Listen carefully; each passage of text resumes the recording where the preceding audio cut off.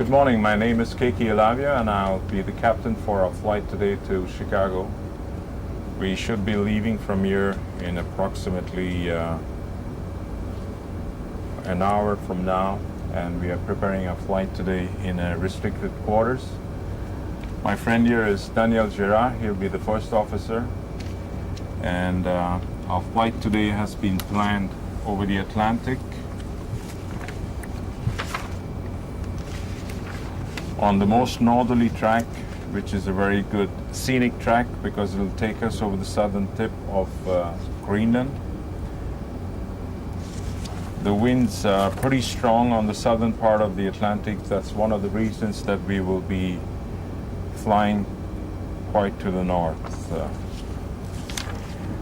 The trip has been planned at 8 hours flying time, and we should be using about 90,000 kilos of fuel and uplifting about 107,000 kilos total fuel.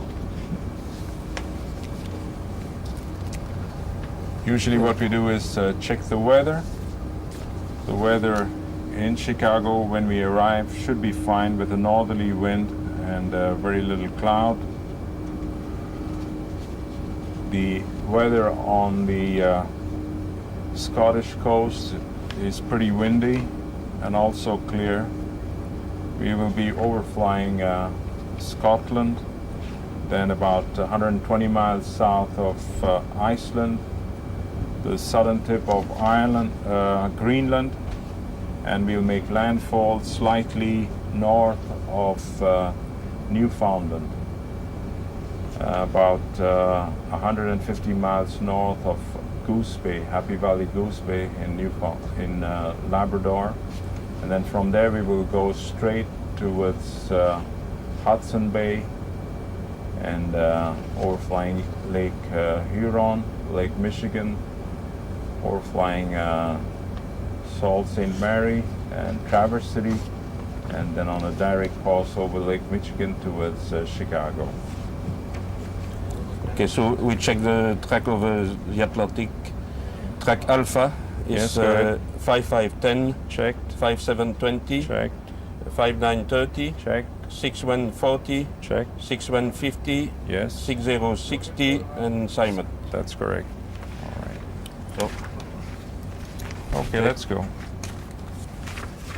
The only main important thing is we have an allocated takeoff time of 12:28 local. That's 10:28 GMT, Greenwich Mean Time. So we'll stand by, we'll board the passengers on time, and we'll see if we cannot jump the queue. If somebody else is late, we'll try and leave on time. Thank you. See you in the cockpit. thank you.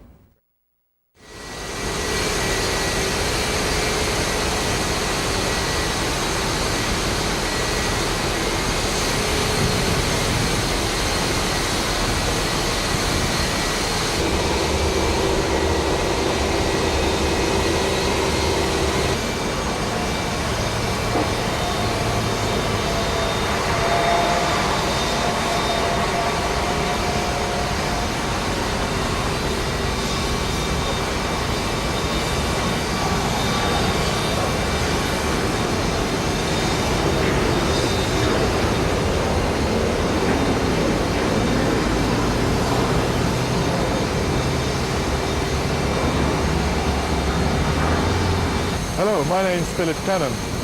I shall be your flight engineer on this Sabena flight to Chicago. We're about 40 minutes away from takeoff, and I'm just about to do my final walk around to make sure that everything is properly closed and the aircraft is in a good condition. The walk around goes clockwise around the aircraft, and we start with the nose wheel assembly. We're checking first to see that all the bolts are in good condition. The tread of the tires are good. There are no loose rubber seals. The shock strut is clean. There's no traces of leaks. The steering gear assembly is in good condition, and the landing lights. And now from here we'll go out to the nose of the aircraft and have a general look across all the surfaces.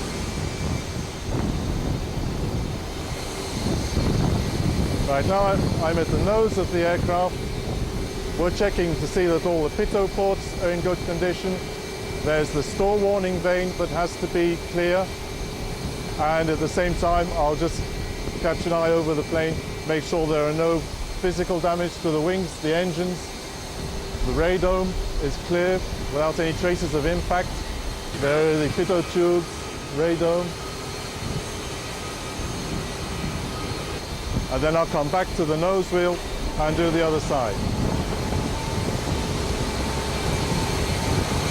When we get to the nose wheel assembly, we'll just have a check up into the housing, make sure that the actuators are clear, that there's no damage to the nose gear doors.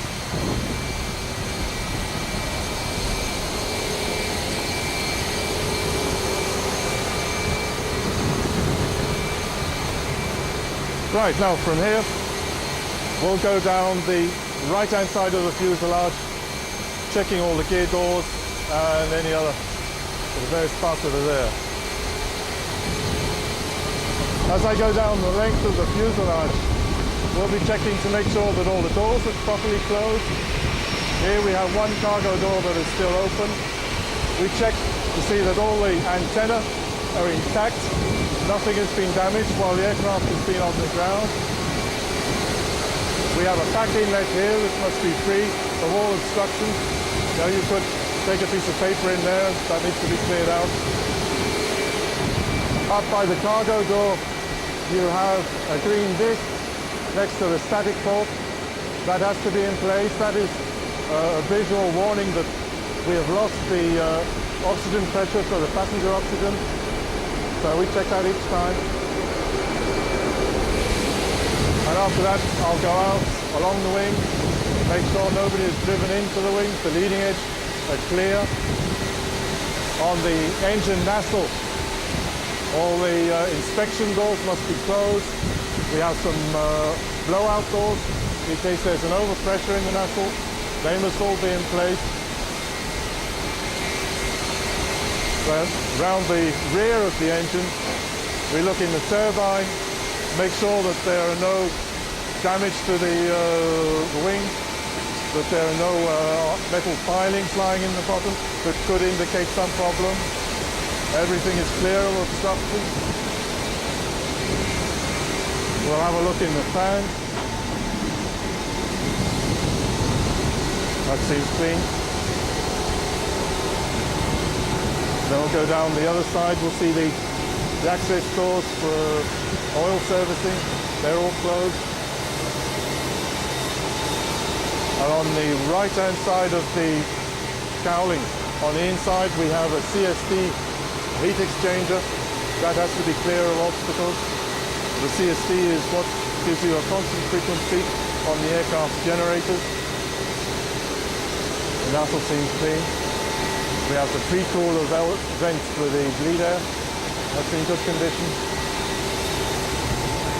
More leading edge flaps, and at the same time we'll check to make sure that all the dripsticks are properly housed.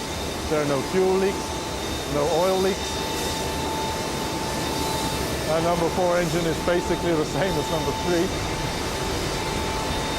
It's a bit higher up, so it's more difficult to see, but it's clean, it's nice.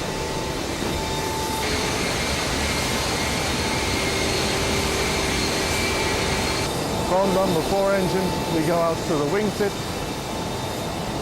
Prior to coming down, I put on the navigation lights so I make sure that there are no blown bulbs in there. Just behind the navigation lights, we have the fuel tank vent. This is the vent for the tanks on the opposite side of the aircraft.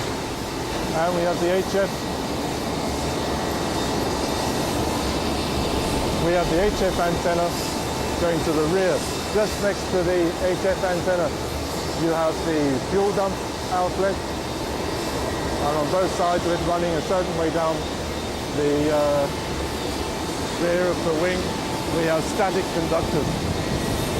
There, in case we take some lightning during the flight. The most damage when you have lightning is not when the lightning comes into the aircraft, but when it exits. So it's very important that those statics be in good condition and intact. Okay, all these housings you see here the jack screws for the trailing edge flaps. They must be in good condition.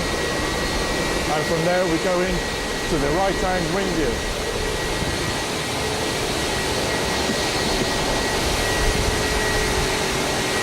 Well, what we're looking for here is to see that the brakes are not too worn. The wheel tread is in good condition. There is no chaffing or broken electrical leads.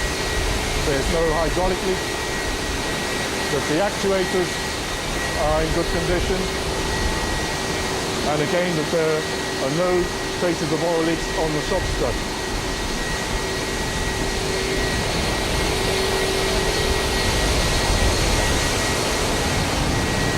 Same at the front. And then from the gear, we go up the shop strut, make sure that all the pins are locked in the joints.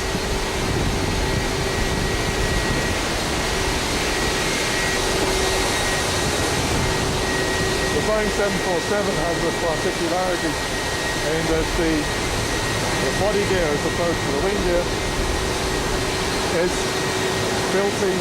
It has a steering assembly placed on it, which is the same as on the nose wheel.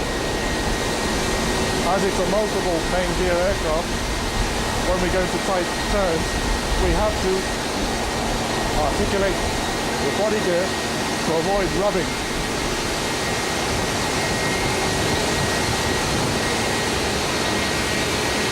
Now I'll just have a look inside the wheel well. Traces of leaks anywhere. And everything looks clean.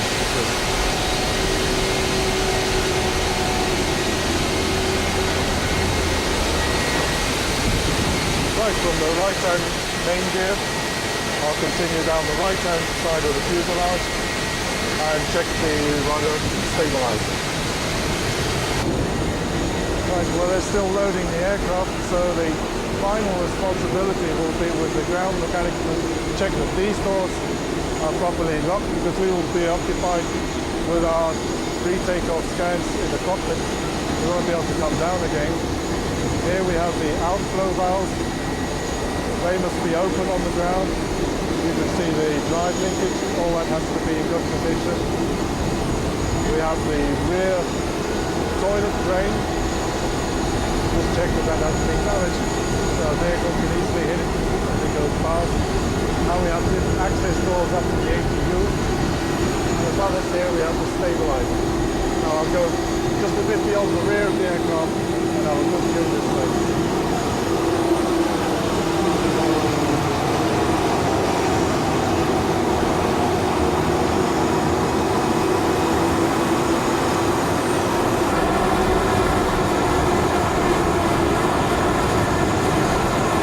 That's it. I'll go up and join my colleagues in the cockpit.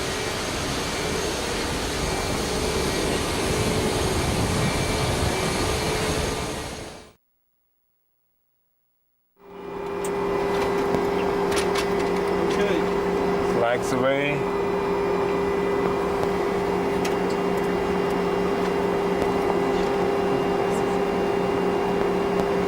Autopilot Alpha and Charlie. Yours. Land mode. Up left and blue light. Check.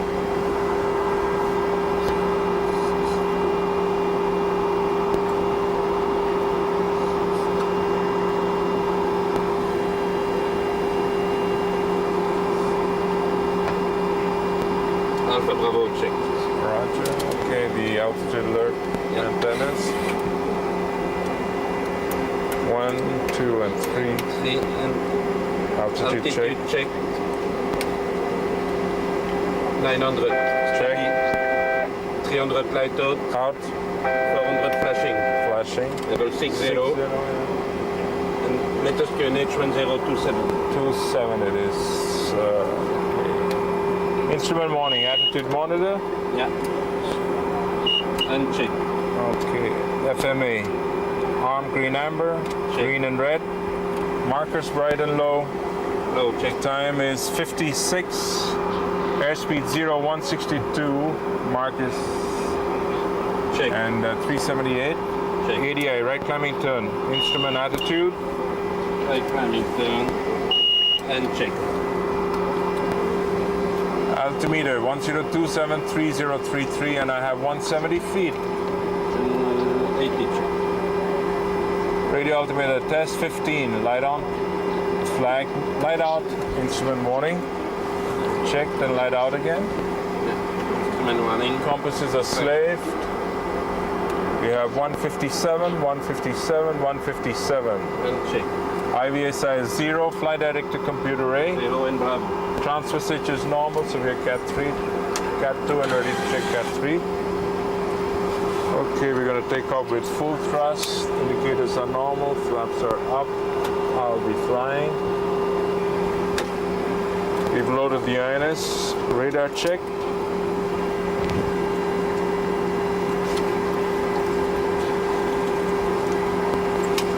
Radar 1 is checked. Weather radar 2 is checked. Working normally. Okay. Enable radio nav. Okay, if you're ready, Philip, do the briefing. I'll be the pilot flying. Yeah.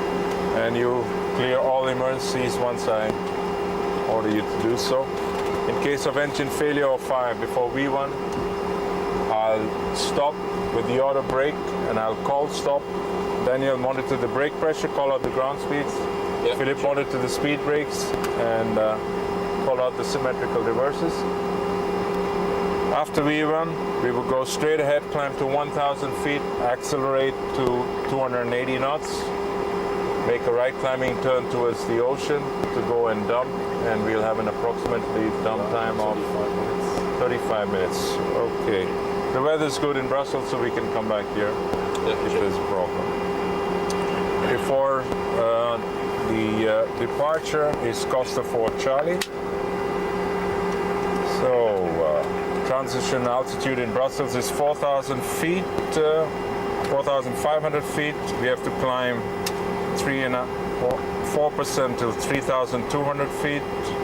Costa 4 Charlie. As soon as practicable, after leaving 700 feet, I'll turn right to intercept Brussels VOR on radial 282. Yep. After that, we will intercept Niki VOR Niki on my with 347 inbound and climb to flight level 60. That is set up. And the safety altitude within the first hour is about 6,000 feet over Scotland. And if you're ready, we can do the before start checklist. Before start checklist. RAM coordinates. Check. Check. Check. Papers. On board. On board. Oxygen mass quantity interphone. Checked on and 100%. Check on 100. Check all. Nav and cockpit lights. Set. Set. Set. Flight control buoy switches. On. Anti-skid body gear steering switches. On and arm. Compasses. Slave. Emergency lights. Arm. Cabin signs. On. Evac switch. Off. Store warning. Normal. Nacelle and wing anti-air switches. Off. Phobie. On. Window heat. On. Flight director auto throttle autopilot switches. Off. And off. Flight instruments warnings. Cross check. Cross check. Radios, clocks, altimeters. Set. Set. Set. Yeah, full clearance hydraulic system 4. Octane pressurized. Parking brakes and pressure. Set. Normal. Start levers. Cut off. Start trim switches. Normal. Circuit breakers. Gear pins. Removed. Fuel. Is 107,500 kilos. That's correct. Set for startup. Check. Pressurization. Auto. Leader switches. Open. Recirculating fans. 2, 3, 4. Side cargo read switch. Hydraulic EDPs. Off. Main cargo smoke detectors. On passenger. Takeoff data box. Checked and set. Checked and we and can set. put the speed. Cross check. Yeah. 150, 163, 172. There's a little difference between the bug and the setup. That's 212 and 252. Check. ACMS not installed. The INS mode. Is nav and check. And check. Then before start check is complete. On the ground. Okay, good. We're clear for pushback. Brakes off. Okay, looking to push back. And the clear for start checklist. Roger. Mise en marche à 10. 10. Yes, 10-10. All right. Start checklist. Parking Yeah. brakes and pressure. Not yet. Beacon. is on. Verify is off. It's 0. There's my backs are off from the side. Doors are closed. Check this one. The next one, 263 on up 7. Breakfast 263, good morning, 795, continue taxi by Okay, can we start 4321? Starting 4. Start 4, Philip. Plane number 4. Valve open, 2 rising. Check.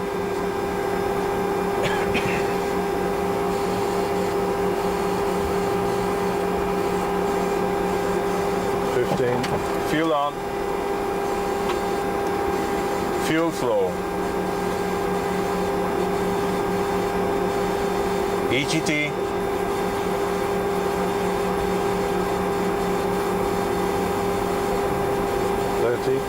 Check. 35, check. 40, check.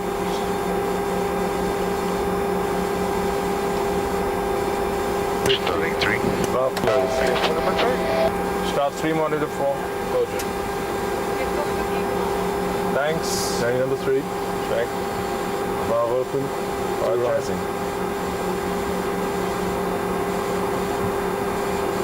Shamrock 61. And 027 via whiskey 25 right, Sabena 53 Echo. Here we go. Flaps 10.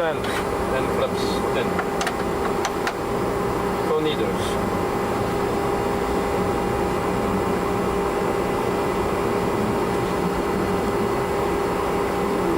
Green light.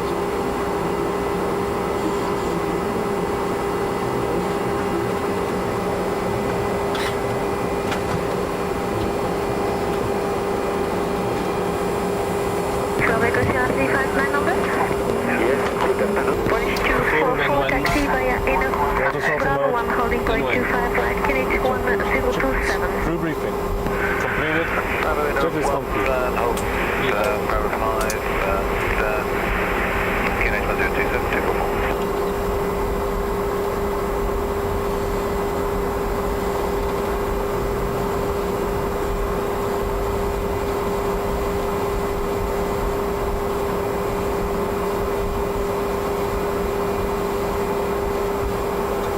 Sabena 5 vehicle contact Star 120.77 now open. 2077 Sabena 53 Echo, merci, bonjour.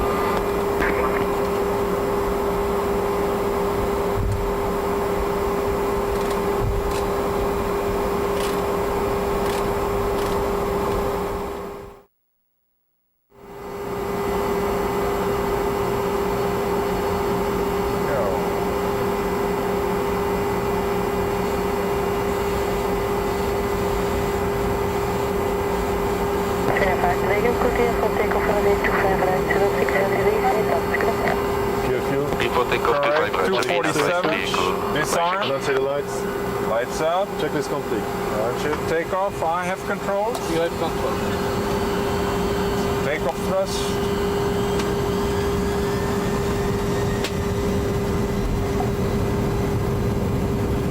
For a little wind.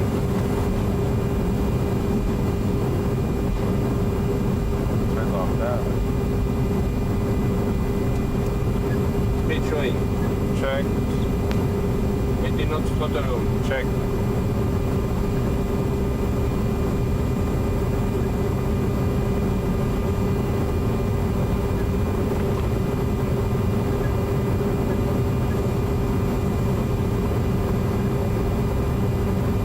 B1.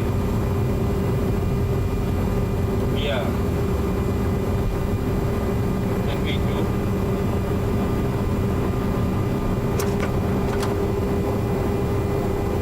Positive climb. Gear up. Gear up. Clear right. Green light. Heading 318. Green light.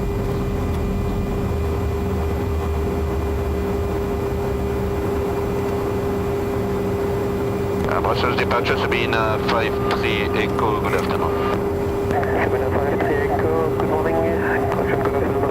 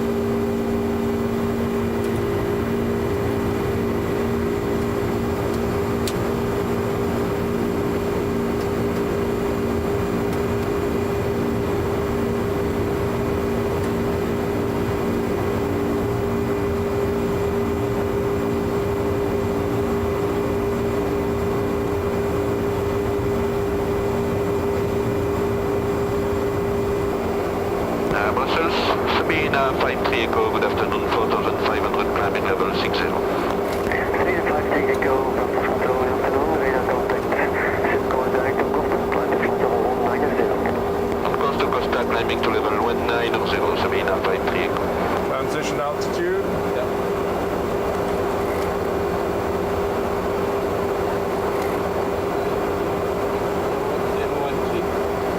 Flaps up.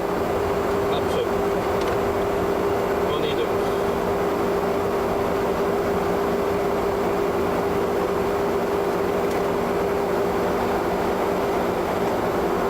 Flaps up, no light. 330. 330. Check. After takeoff checklist. All dream pleasures.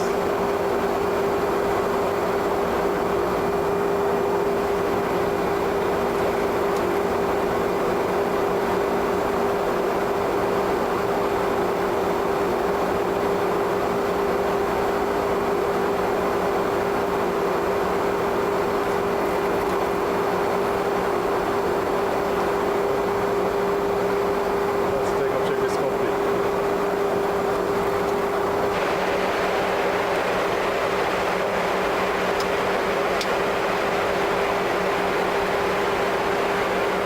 Sabena 53 Echo, continue climb to flat path 230.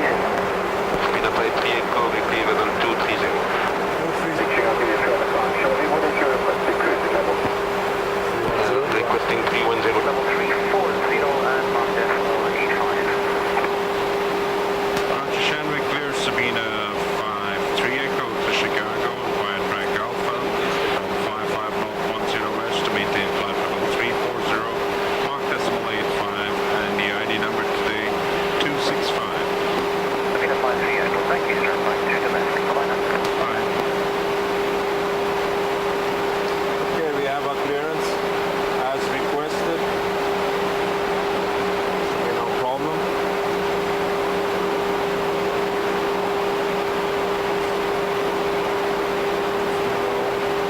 Zero West, requested Mach number, flight level.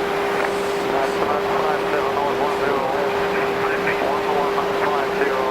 requested level 310, Mach decimal 83. Roger, just now. Let's go.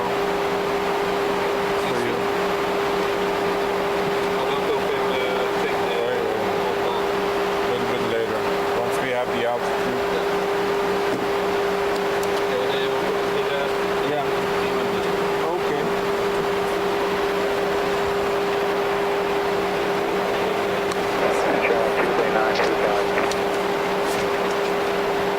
We are now headed to our entry point for the Atlantic.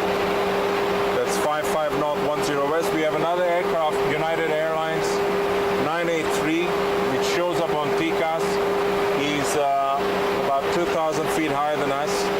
And we're just being separated so that we can go up to our cruising altitude of 34,000 feet.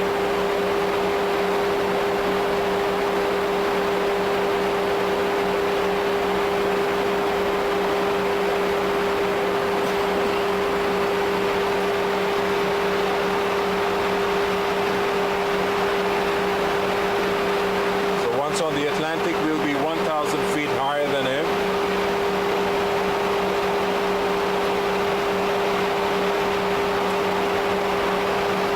Sabena 53 Echo, climb out to level 340. Climb level 340, vacating 310.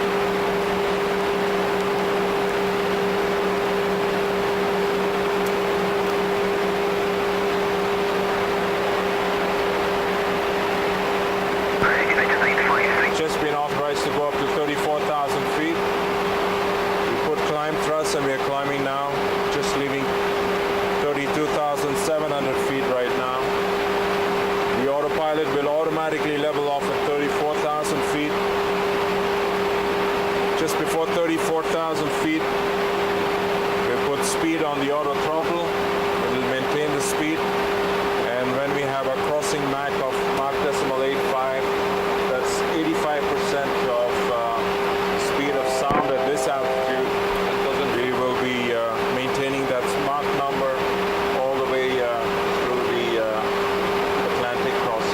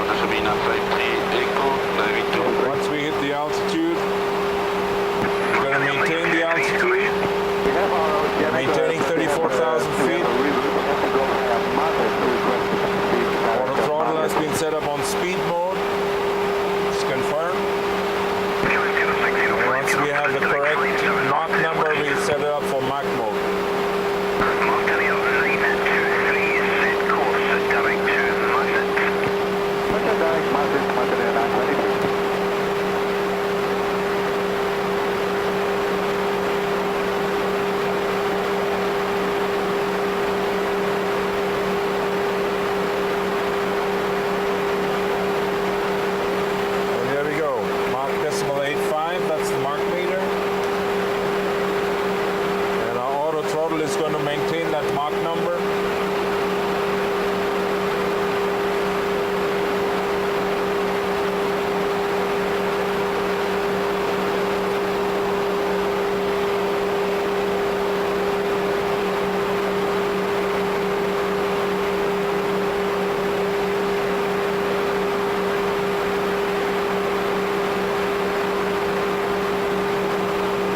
Just crossed our entry point on the North Atlantic, which is at 55 degrees north and 10 degrees west. We're going towards our next point that is at 57 degrees north, 20 degrees west. And we'll be there at 12:20, approximately 42 minutes from now. Once on the Atlantic, we communicate on the high-frequency radios. So we're just going to call them up and do a cell call check so that whenever they want to raise us, they can call us. on the fuel weather, copied okay. Primary 5616, backup 8864. Call 9 your primary for a radio cell call check. Go ahead, sir. Cable 2 there, 616. 10.3. Okay, that was the cell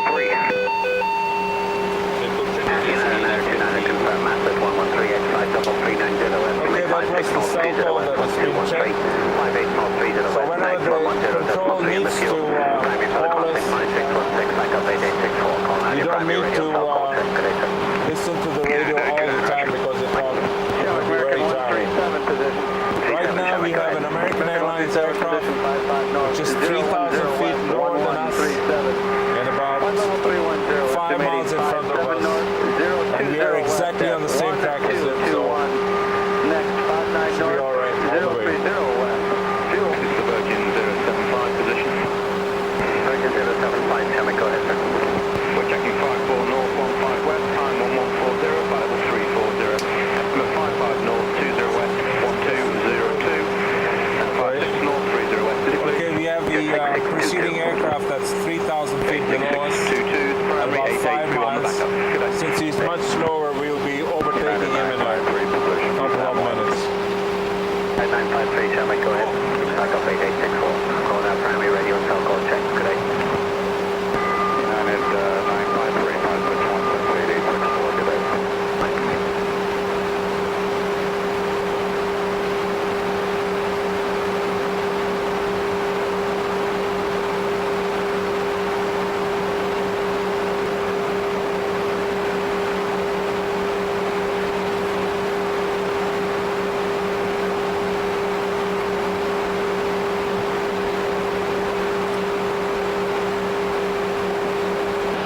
I'll give you a little explanation on the history of this aircraft. This is a 747-300. It was built in Seattle in 1986, and Danielle and myself, we did our rating on this aircraft when it was delivered in 1986.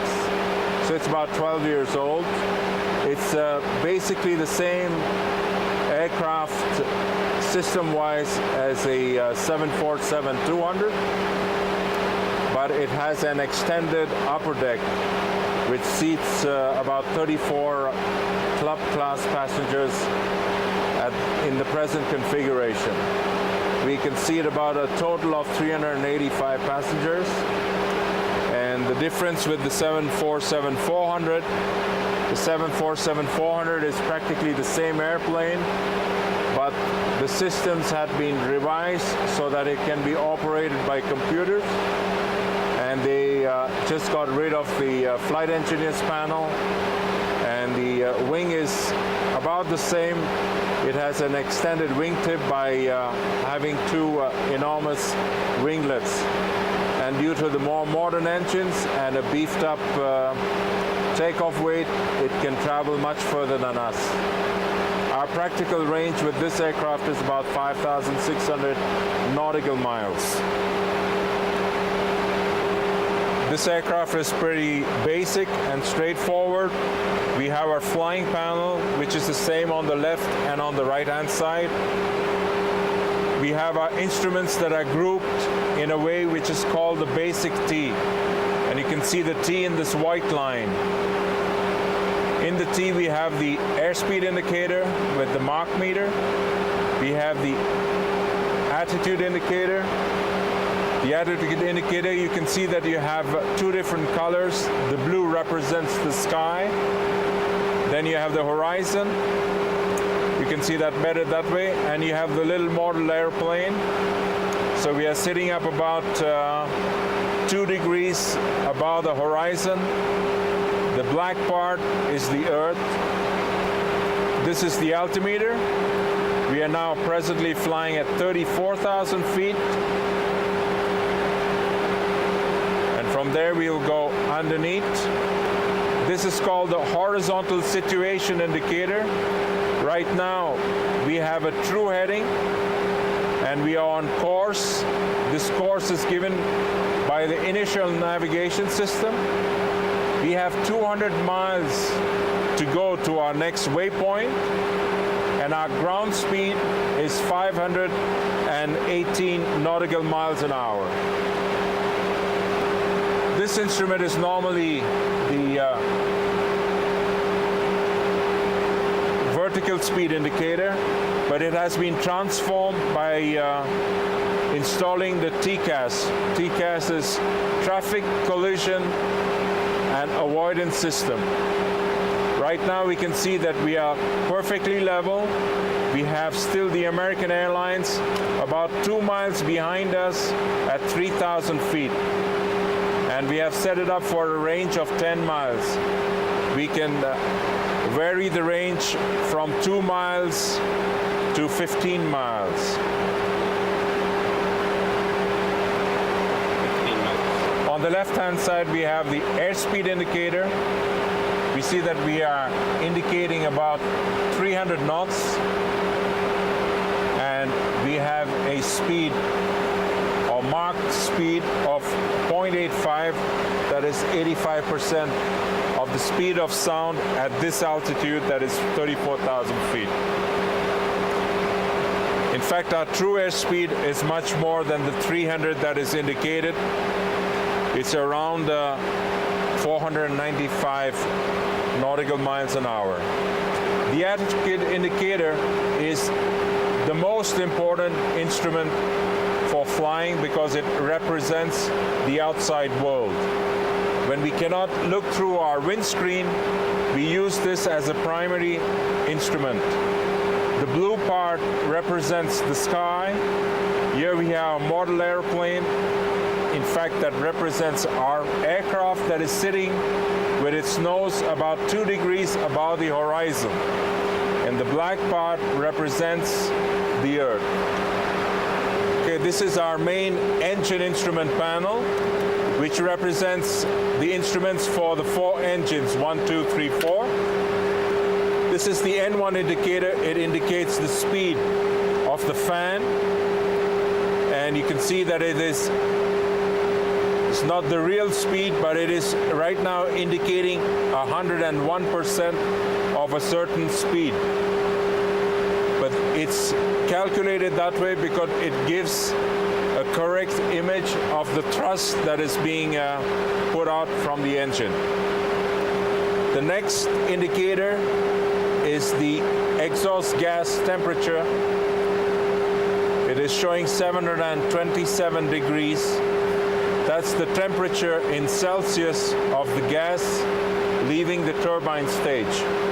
The next is the N2, which is the speed also in percentage of the second compressor.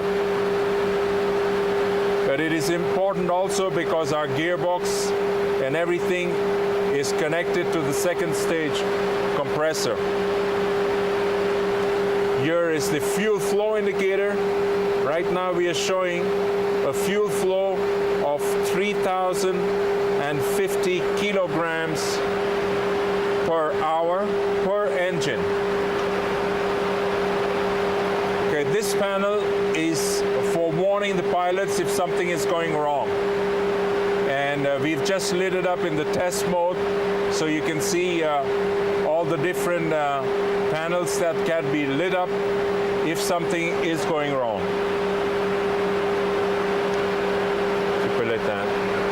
Okay, Here we have the outside temperature, that's minus 20 degrees centigrade, but it's the total temperature. This is the flap indicator, that is the speed indicator, 495 knots, that's the true airspeed. The real outside temperature is minus 52 degrees Celsius. So we have a rise of about 32 degrees. That is due to the heat produced by friction at Mach 0.85. Here we have a landing gear lever. Right now it is in the off position and it's resting. This panel is the autopilot or the auto flight guidance system. We have a VHF nav receiver. We have the flight director that comes up on the attitude indicator. The speed that you want to fly with the auto throttle is set in this window. We have 3 autopilots. Right now we are flying with autopilot A, which is coupled to the INS on the captain's side. There's only one mode, which is called the land mode, in which you can use the 3 autopilots, which does a complete automatic landing for you. In this window, we can choose the course for the navigation when we use this navigation receiver. Here is the heading knob, and the autopilot, when set on heading, will fly the heading that you are commanding. The other course is for the co-pilot's instrument. The altitude selector, we've put 34,000 feet, and the autopilot right now is maintaining 34,000 feet. This is called the speed switch.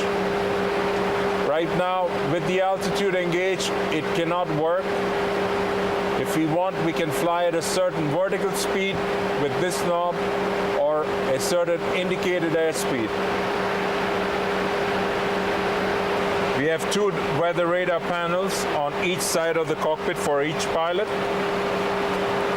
It shows the weather, and normally you can also use it as a map mode, but you need a coastline in order to show the coastline. But right now there's very little weather, and there are no thunderstorms.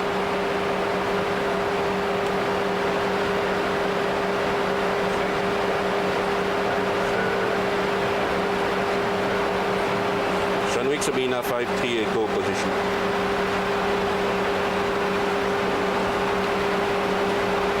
Affirm Sabena 5-3 echo position 57 nose 20 west at 1219. Level 340. Estimate 59 nose 30 west at 1259. Next 61 nose 40 west. Go ahead.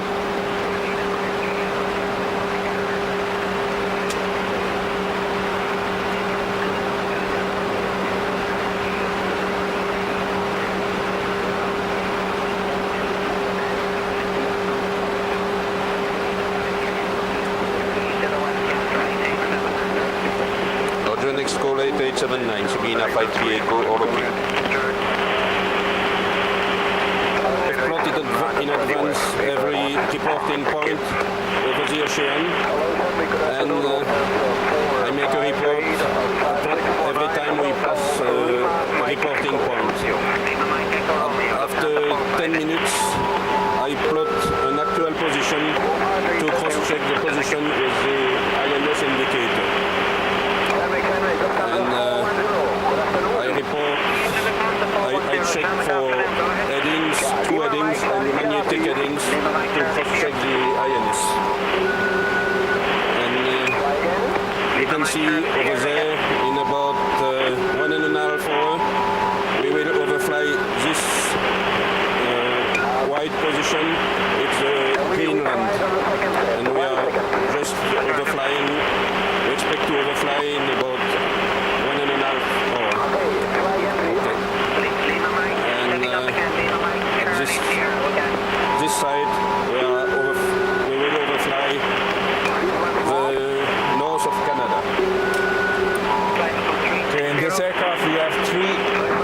initial navigation systems, 1, 2, and 3. The navigation system is based on initial reference system. There are 3 laser gyros, and once you feed in the initial position, the gyros measure acceleration along the route of flight, and they give you certain parameters, or they in fact compute the next position.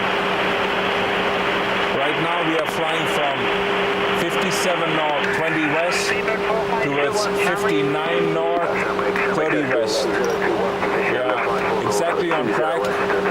We have 290 miles to fly to our next position, which will take 33 minutes. We can get the data page to see the wind. The instantaneous wind right now is coming from the south with 75 knots. That's approximately 90 miles an hour. We have a favorable wind, a tailwind of 22 knots. That's why you can see that our ground speed is higher than our true air speed.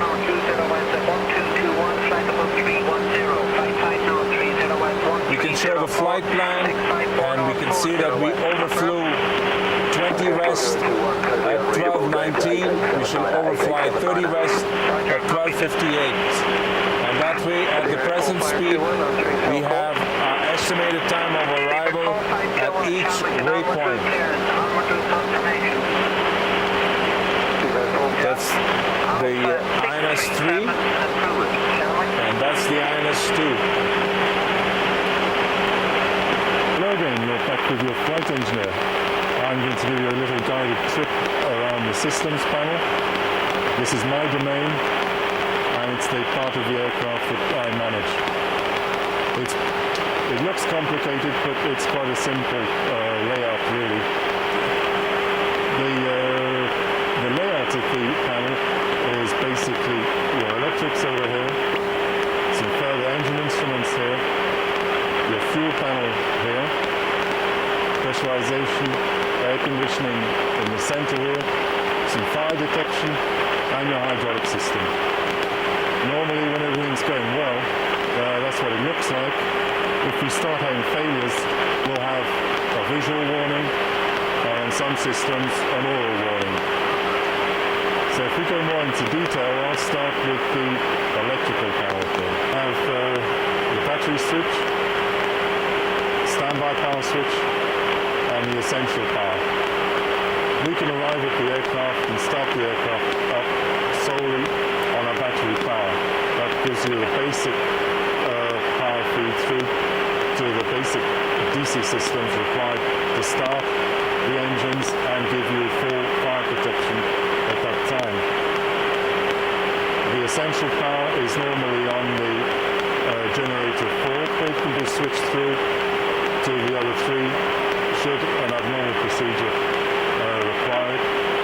And the standby power is between the battery and your essential. That is really your basic equipment that must be powered during flight should there be any problems. This is the AC panel. As with most of the systems, you'll find that there are 4 channels. It's because it's a 4-engined aircraft. There's 1 generator per engine. As we go up from the generator through to the distribution, we go through the GCR, which is the generator control relay. This provides a link and the control between the generator and the generator breaker, which allows you to put the power onto the AC bus. Above the generator breaker, we have the bus tie relays, which allow each generator to be either run isolated or, as it is at the moment, parallel. That is the normal configuration. They can be fully paralleled, as they are now, or we can split into 2 distinct circuits, one each side. To give you an idea, one time when we will be running them isolated, that is through when we're doing an automatic landing. We have 3 autopilots engaged for an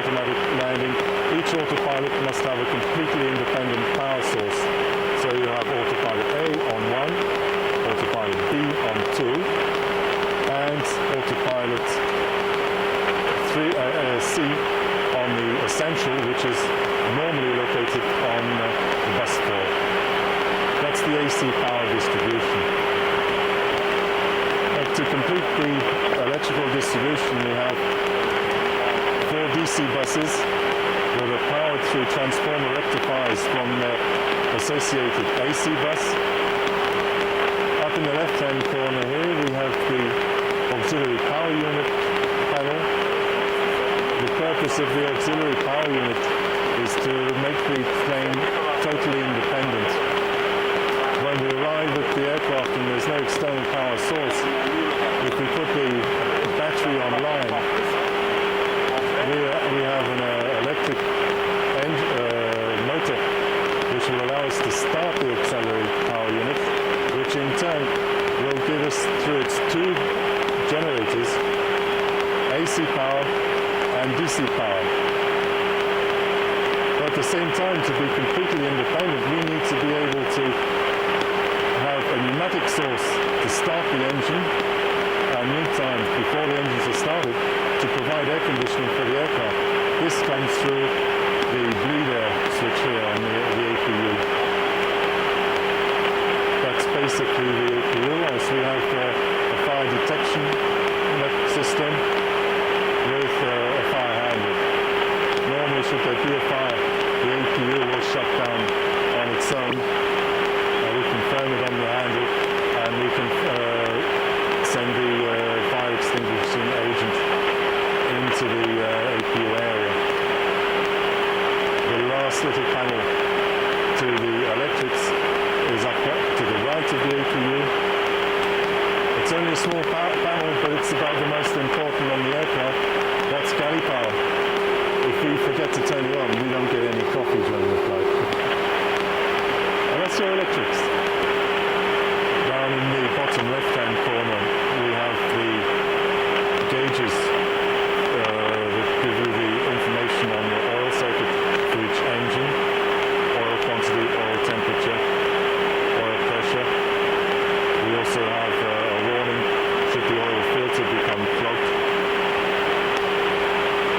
They act as a complement to the engine instruments on the forward panel. What you're looking at here is the left-hand side of the fuel panel. It's symmetrical about the center tank. We have a capacity of about 150 odd tons. You have a center tank which for the moment is empty. We took off with about just over 4 tons in the center tank. You have the inner wing tank, the outer wing tank, and the reserve tank. The basic idea in your fuel management is to empty your fuel from the inner of the aircraft going out towards the edge. This relieves stress on the structure of the aircraft between the wingstop and the fuselage. So the first thing we did was empty the center tank. We're now running both engines. These are the engines 1 and 2 of the inboard wing tank. As soon as the fuel quantity becomes equal between the inner tank and the outer plus the reserve tank, then we will switch tank to engine. Above you have the fuel use indicators. You can see we've used about 11.5 tons of fuel on each aircraft. When we start up the aircraft, we have the total fuel load, which is here, and we dial in the gross aircraft weight. So we took off at about, it was 326 tons, and we've now dropped down below 280 tons. And the fuel consumption is controlled through the charts which we have on a 10-ton basis. That way we can cross-check the actual fuel used against the planned fuel use which we receive in the flight plan. And here we have just the outboard tank fuel temperature. That gives us an idea of how cold the fuel is. We can go down to about -40. That's the limit. And we have a scavenge pump which will use the last ton and a half of fuel in the center tank. The flight flight level. We're at flight level 340. We have a weight of 280 tons, which brings us down here, which will give us just under 2.5 tons per engine per hour. And when we change level, we change chart, and as the aircraft becomes lighter, your fuel consumption drops. This is our pneumatic panel with our pressurization just underneath. If I start with the pneumatics, when we're on the ground, as I said earlier on, we can have pneumatic power from the APU, or it can be delivered from an external ground card. Once the engines are running, we have one bleed per engine. Now this pneumatic power will give me the pressurization for the aircraft, and also, as you'll see later, the air conditioning. Also, the leading edge flaps are driven by pneumatic power. The pressurization is this panel down here. You see on the left-hand side the aircraft altitude was we're at 340, but we put the cabin 1,000 feet above flight level 350, which will give us a real cabin altitude of 4,700 feet. Now that you find on the dial just above. We can put in the biometric setting for that altimeter. And to control it, all we have to do is just turn them up here. If I want to say, send the cabin up a little bit. There she goes, that's the cabin rated climb. And we'll bring her back down. Now she will come back and she will stabilize automatically at the right cabin altitude. As you can see, the mode selected for the moment is automatic. That's why it reacted on its own. Should we have either an automatic controller failure or a power loss, we can switch to manual, and there will be DC motors which we can control manually through these toggle switches here. Above that we have two pressurization protections. One is the rate limit. If the controller senses a rapid increase in cabin altitude or a decrease in cabin altitude which is outside of its tolerance, it will go into rate limit mode. The light will come on and it will be, the cabin rate of change will be regulated by the rate limit controller. If there is an overpressure, if we go up towards the red dial, the two pressure relief balls which you saw on the outside of the aircraft, on the left-hand side of the fuselage, they will open until the pressure is back within limits. Above, when you can see some indications here, should we lose duct pressure due to the fact that the engines are just idling in descent, the high stage bleed valve will open, which will boost the pressure in the duct. We also have a backup. We'll show you that the valve is closed or open, and we have an overheat protection on the bleed valves as well. Above the bead we have the pack controllers. These are the pack valves. We're on half flow at the moment. This enables us to save fuel, and it's used when there are too many passengers aboard, as today. We have recirculating fans which help to recirculate the air inside the cabin, supplementary vent fans which we put on when we've reduced the flow through the cabin, and the gasket fan.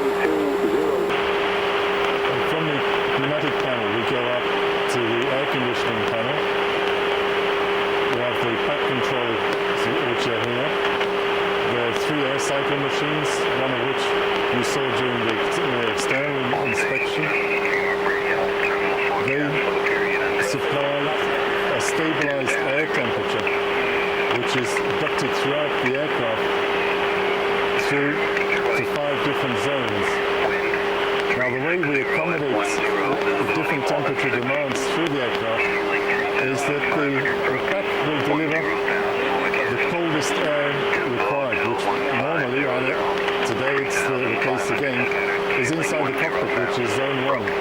You can see that the trim, what we call the trim air, the valve is completely closed, and we're getting air at about 15 degrees centigrade.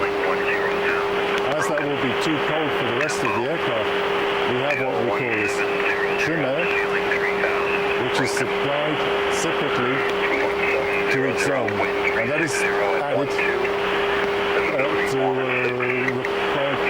to the demands of each particular zone. We have the upper deck, which is here, which is the passenger cabin on the upper deck. We have zone 2, which is from the nose of the aircraft through to door number 2. Zone 3 is from door number 3 to 4, and the last section, between 4 and 5 in the tail section, is zone 4. Should we have a failure in automatic mode, we can switch through to manual and control each pack separately. Okay. So what we're doing by selecting the appropriate pack. Should we have a trim air failure, we can go through to manual and adjust our temperatures like that. And that's the air conditioning. From there we go through to the last major system, which is the hydraulic system. Here we have the hydraulic panel. Here again you'll find 4 hydraulic systems. It's a 4-engine aircraft. You have to remember that the 747 was designed as a military transport aircraft, so there's an incredible amount of redundancy built into it, which makes it a very safe aircraft. The hydraulic supply is for your surface controls, your steering, and your brakes. You have your inboard flaps and your steering on system 1, your brakes and your outboard flaps on system 4, and all the other surface controls are spread over the 4 systems. Should we lose an engine, or the engine-driven hydraulic pump, we don't lose the system because we have an air-driven pump which comes in as a backup. This is an air supply which comes through from the pneumatic duct.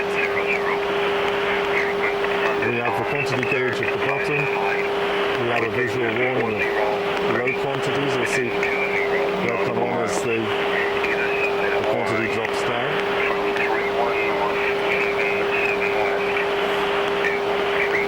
We can depressurize the engine-driven pump, or should there be a leak in the engine-driven pump, we can cut off the supply. The air-driven pump will come in automatically, or if the automatic system fails, we can do it in continuously. These are hydraulic pressure gauges. And above, you come to what I said earlier on, your brake system. The brake system is normally run off the hydraulic system 4, which we can pressurize through an electric pump to have the brakes when the aircraft is on the ground and the engines aren't running.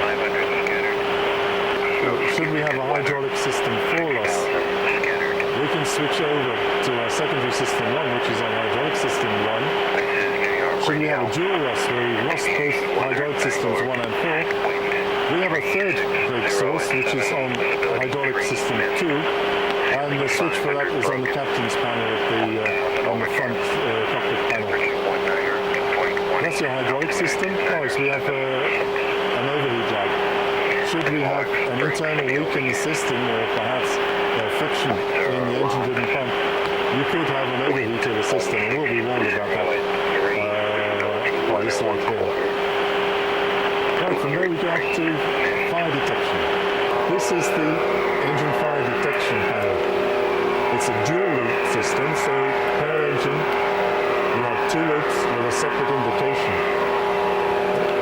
I can do a test on one. So you see loop A is going up into the fire zone. Should you have an engine fire, both loops will light up. is this warning coming up now.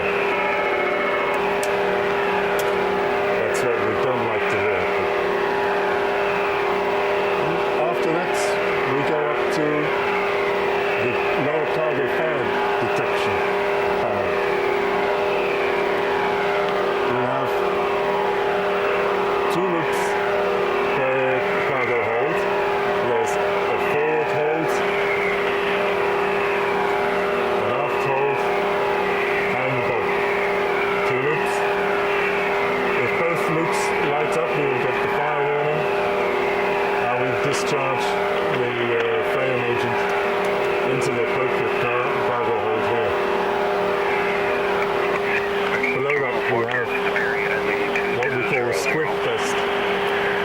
That tests the continuity of the discharge of the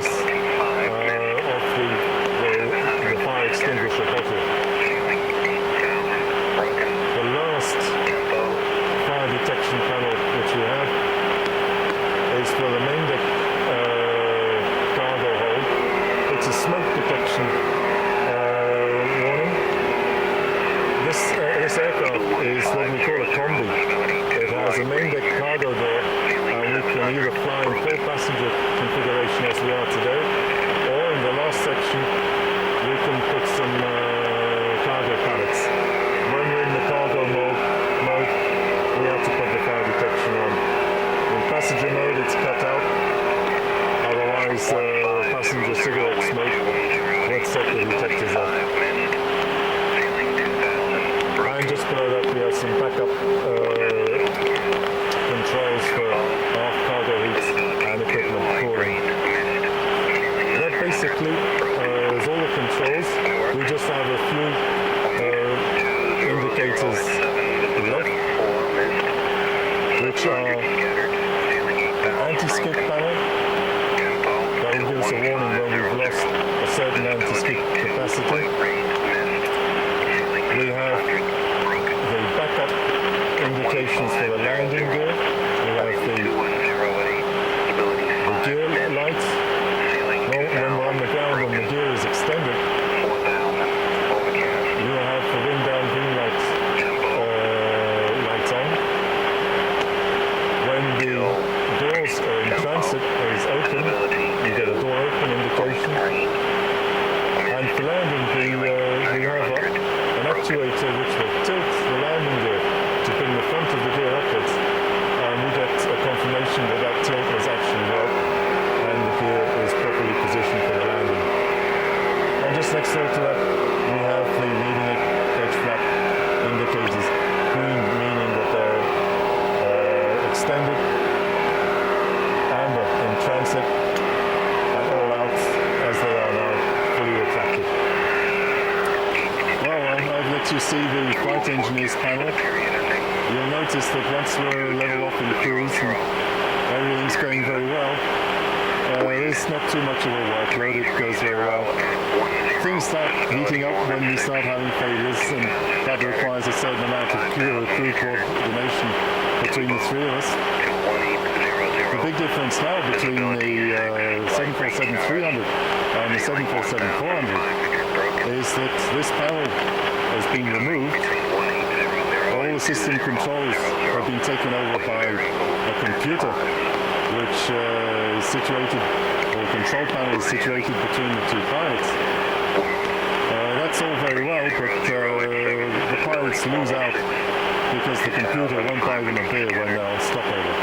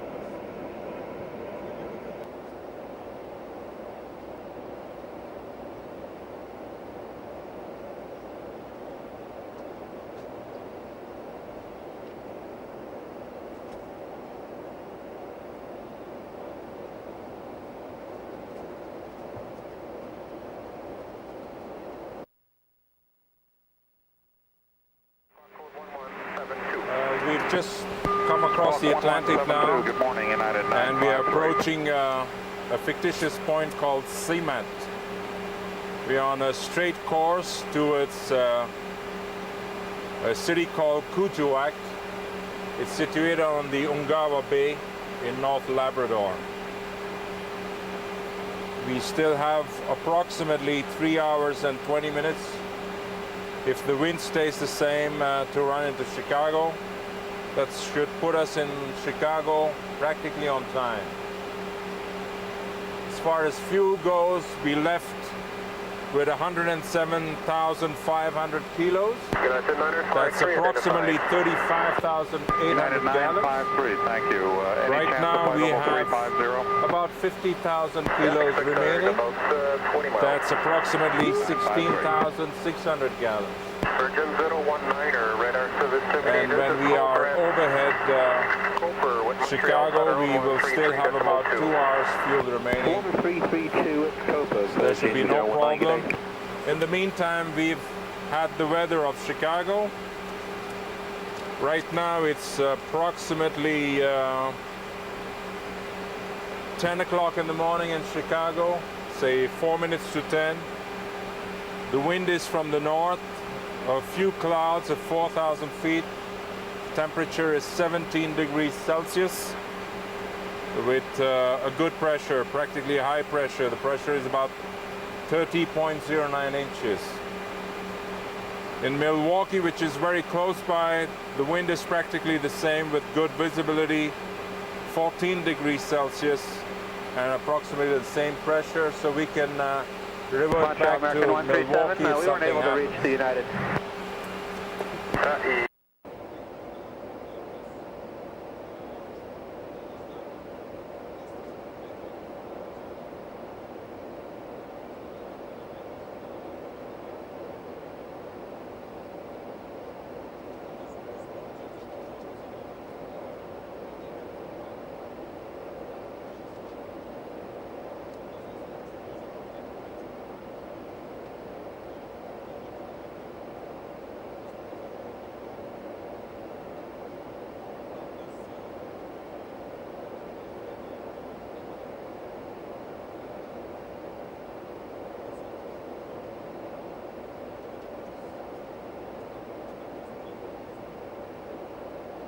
For the past hour, we've been cruising at an altitude of 35,000 feet.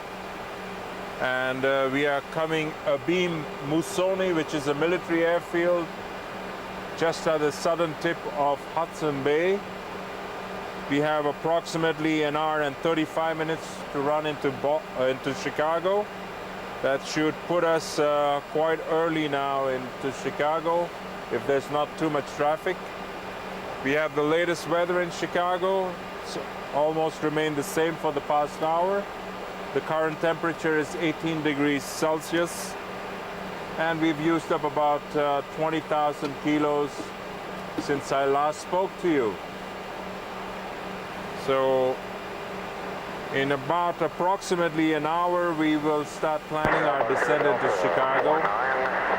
Just prior to that, we'll get in touch with our company and then with Delta Airlines, and I'll come back to you with the descent briefing in approximately an hour. Cleveland here in just a minute. I make your request to Cleveland. Okay, we are approaching Sault Ste. Mary, which is at the junction of three lakes: Lake Huron, Lake Michigan, and Lake Superior. Towards our east, towards the west, there's some cloud cover. The only lake that we can see right now on our left-hand side is Huron, and straight up front is Lake Michigan. Minneapolis, American 87, light chop 310. American 87, Minneapolis, Roger. You want to try 28? We'll just float it back to 81. We'll try that for now. Alright. Speedbird 299, maintain followable 310, and reduce speed to Mach 81. Maintain followable 310, back to Mach 21, Speedbird 299.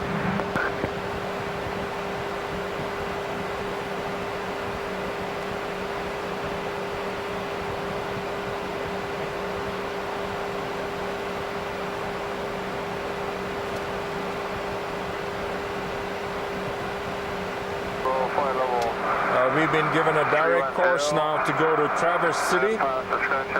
We're about 119 miles from Traverse City, so we are actually right over Sault Ste. Mary.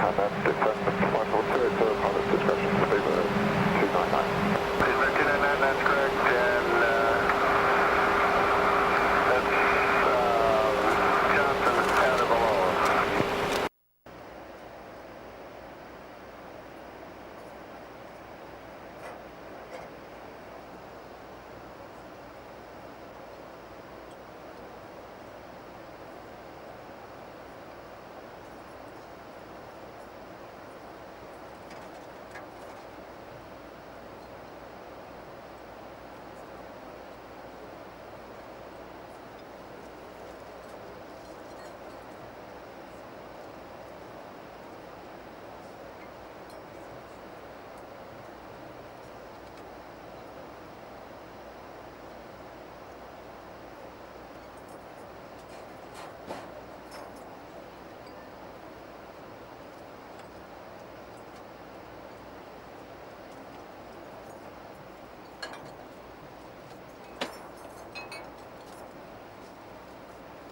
We'll start to plan our descent now.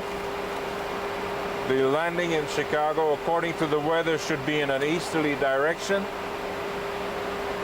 The arrival is Pullman 4 arrival.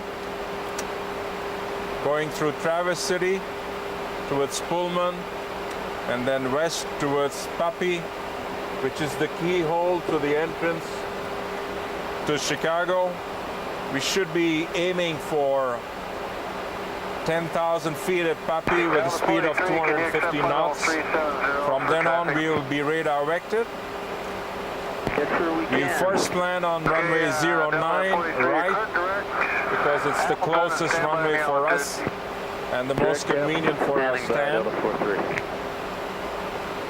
We will pick up the information of arrival on 1354. We have the frequencies for approach, and it will be the South Tower, most probably tower on 12075. We have an ILS localizer frequency 111.1. The approach course 090, and we should be over the final approach fix at Diener, 2,220 feet. The decision height is 200 feet today. With the weather is pretty nice. That should put us at 880 feet. The touchdown zone for 09 right is at 666 feet. The minimum sector altitude, that's 25 miles around Mike Echo locator. So I've tuned into ADF1, is at 3,400 feet. What should we expect to see once we are over the threshold? There is a medium approach lighting system. If you don't see the threshold for the missed approach, it's climbed straight ahead to 1,200 feet, then a right climbing turn to 4,000 feet, going to DuPage VOR. Once we get to DuPage, it will be a parallel entry at the holding. We have more than enough fuel. The weather in Milwaukee is pretty nice today, so we'll make Milwaukee our alternate airport. We should be having about 16,000 kilos when we arrive over Chicago. In order to go to Milwaukee, we will plan on 3,500 kilos plus about 4,500 kilos, a total of 8 tons. That should give us about 8 tons or 8,000 kilos for our contingency or holding fuel overhead Chicago. That should give us a holding time in Chicago, if something goes wrong, of about 50 minutes. So we're very, very comfortable today on fuel. Right now, I'm looking at 45 minutes out of Chicago. There's no use planning a top of descent because the control is going to take us over and they're going to dictate when we should descend. The airport in Chicago is very nicely planned. We got a multitude of runways, a couple of short runways with the old airport. Our main runway we are aiming at is 09. That's towards the east. It should be with our short hold procedure. So I'll plan on leaving at Mike 6, because once we get into Mike 6, we should be almost straight in front of our gate at the international terminal. The international terminal, we should be going to gate Mike 13, just about here. So if we make it to Mike 6, we should have no problems getting into the gate without any difficulty. We'll contact Swissair Operations about half an hour before getting in there. Contact Delta so that we can confirm our gate and also try to get the carousel stand to help our passengers to see where they can pick up the bags. Okay, if we don't get 09 and we get 04, the runway is pretty long. It is also equipped with an ILS. And it'll be a radar vector, pretty much straightforward. Threshold is the same. Minimum sector altitude almost the same based on the VOR at Chicago. The final approach fix is at Rex. Same tower frequency most probably. The missed approach procedure straight ahead 1200 feet. Turn right, climbing to 4,000 feet. And this time we got to go along runway, the radial 090 from Chicago towards an intersection called Laird. And over there it's be again a parallel entry to hold over Laird. Okay. I think we've covered almost anything. Do you have any questions, Daniel, or feel comfortable with that? No negative. Okay, thank you. Thank you. So we look forward to our descent and getting into Chicago well ahead of our schedule there. Looking over the shoulder of Daniel, you can see first part of Lake Michigan. We're about 50 miles going into Traverse City. Our weight right now is about 240 tons. It should give us a landing speed of 137 knots, approximately 160 miles an hour. 133.45.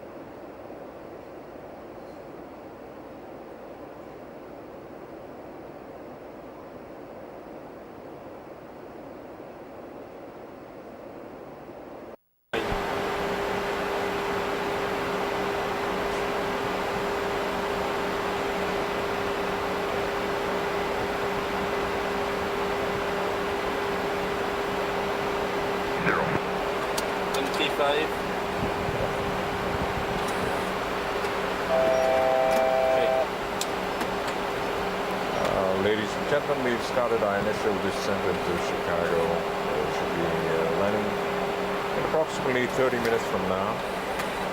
The weather in Chicago is pretty fine, northeasterly wind, very little cloud, and the current temperature 19 degrees Celsius.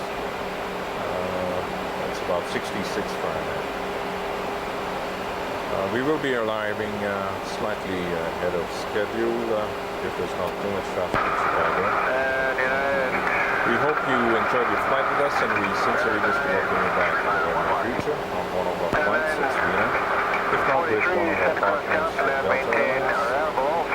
Airlines, instrument attitude.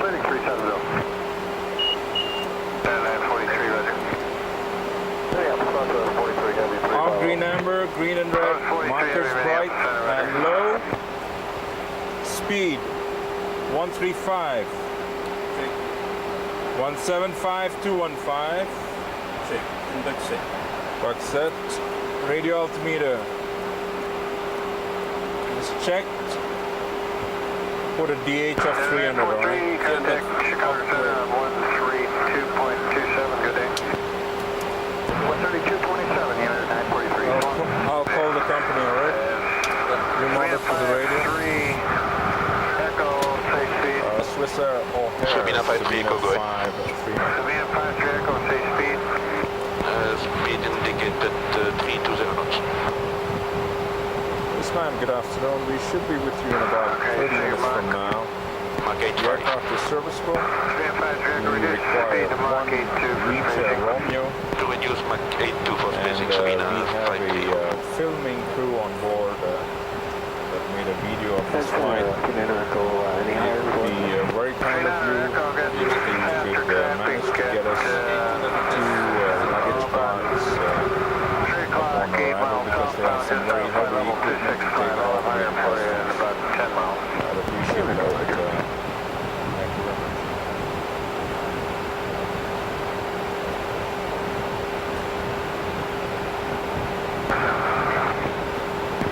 Okay, that's good. That'd be a smooth descent to Chicago there. Okay, they've got that 290 knots speed Chicago mode. Sabena 53, go vacating level 310 down level 240. Copy is in how many minutes? 16 minutes. Oh, that's- Contact Cleveland Center on 126.1. We have a traffic at our 11 o'clock position, and I think we have to follow him into Chicago. That's why we've had to reduce speed, but it doesn't matter because we'll get a smooth descent at this speed. He's about 4,000 feet below us. 8943, Send contact checklist. Chicago Center on 125.1. Safety Keep your speed up, altitude. please. 3,000 here in the vicinity, 3,400. 3,400. Cockpit or switch.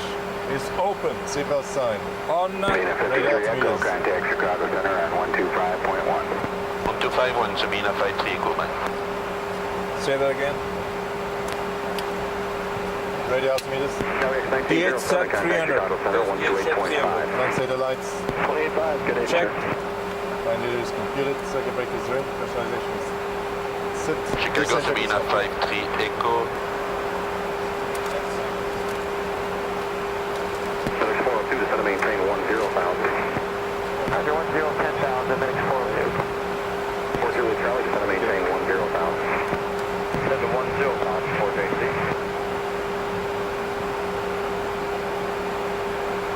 Minix 402, how quick can you get 402? Skylex 1820, expedite your climb through flight level 210. Well, hurry up through 21, 1828.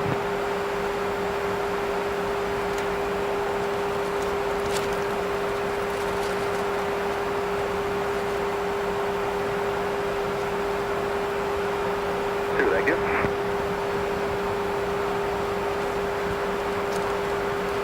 3 Echo to set to maintain 12,000 on air altimeter 3010. 3010 down 12,000, Sabena 53, go vacating 240.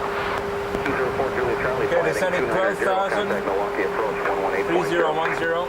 18 still and 290 on the heading for J6. We're down to 240, I think is what you said. We're at 220. You can turn 10 left, join Victor 2. Okay, down to 220, we'll turn 431 on Milwaukee. That's what I thought. The guy who had you before told me to give you a heading and join 25 left. I didn't think we were on that.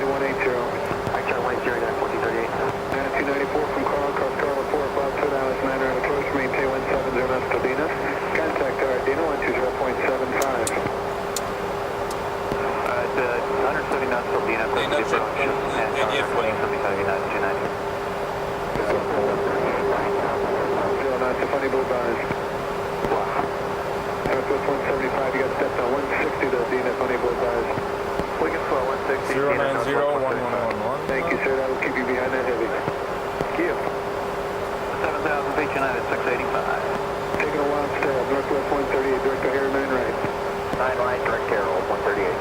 Northwest 138, Hotel Karen, descend to maintain 7,000. Yeah, hotel down at 7,000. Eagle 366, reduce speed 180. 180. And a 1438, reduce speed 180, then descend to maintain 5,000. 180 first is down to 5, United 1438. And a 943, heavy to righty, 270. 270, United 943. Sabena, 5-3, Echo, descend to maintain 7,000. Down 7000, Sabena 5-3, cover getting 10. Altitude 29, 929 heavy is out of 11 for 10,000 with hotel. United 929, reduce speed 180. 180 knots, United 685.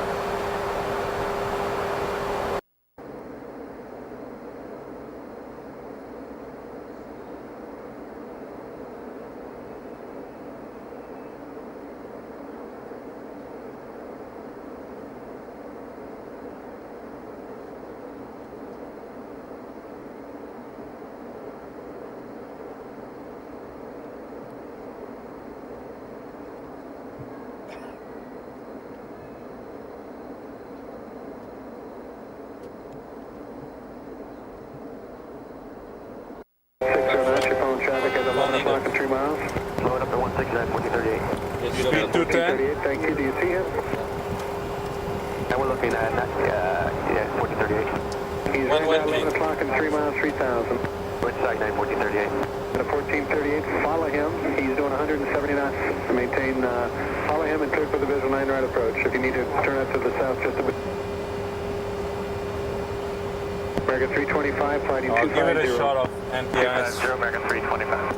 And a 929 heavy, just to maintain 7,000. Down to 7,000, down 929.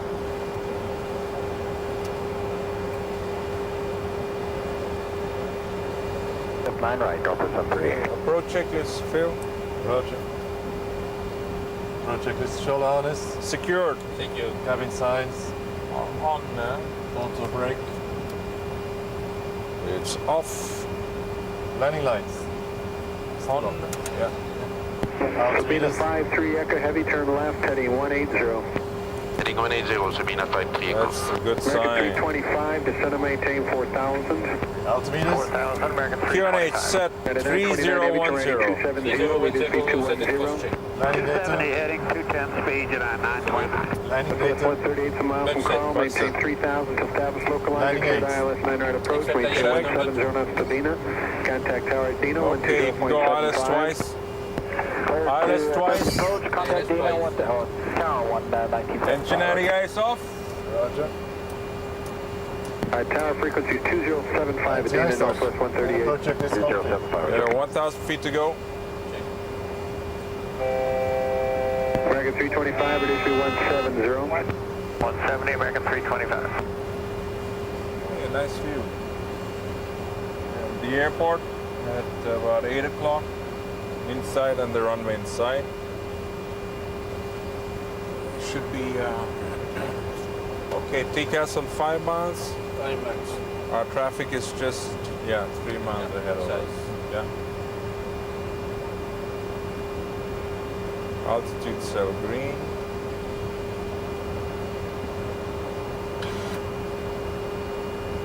Sabena 5-3 Echo Heavy, turn left heading 110, intercept 9 right, descend to maintain 3,000. 110, descend 3000 and intercept 9 right, Sabena 5-3. United 929 Heavy, reduce speed 170 knots and descend to maintain 4,000. 170, then down to 4, United 929. American 325, turn left heading 180. 180, American 325. Nav green. Sabena 5-3 Echo Heavy, over Carl, cleared ILS 9 right approach, maintain 170 knots to Dana. 170 knots to Dana and clear ILS 9 right approach, Sabena 5-3. Sabena 5-3 Echo Heavy, at Dana, contact tower 2075. 2075 at Dana, Sabena ILS 5-3. mode. Thank you. Runway and field inside, straight ahead. Yeah, and runway inside. Nav is green, glide slope is on.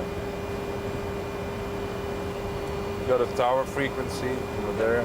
Passing Dina. Dina is At 4.5 4.5 miles. yeah. Proceeding in sight. Okay. I'm going to slow it down a little bit.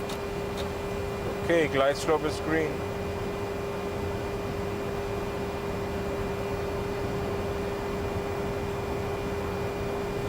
wind is north, 11 knots. It's not that bad. Shouldn't be raining on the 325, ground. traffic 10 o'clock, 4 miles, heavy jet 3000.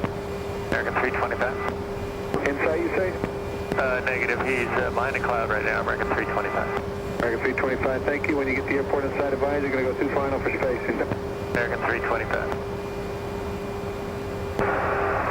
Chicago approach tonight, 515, 10,000, Juliet. 515, Chicago approach, Happy Direct O'Hare, runway 9 right. 9 right, and we're restricted at 300 knots tonight, 515.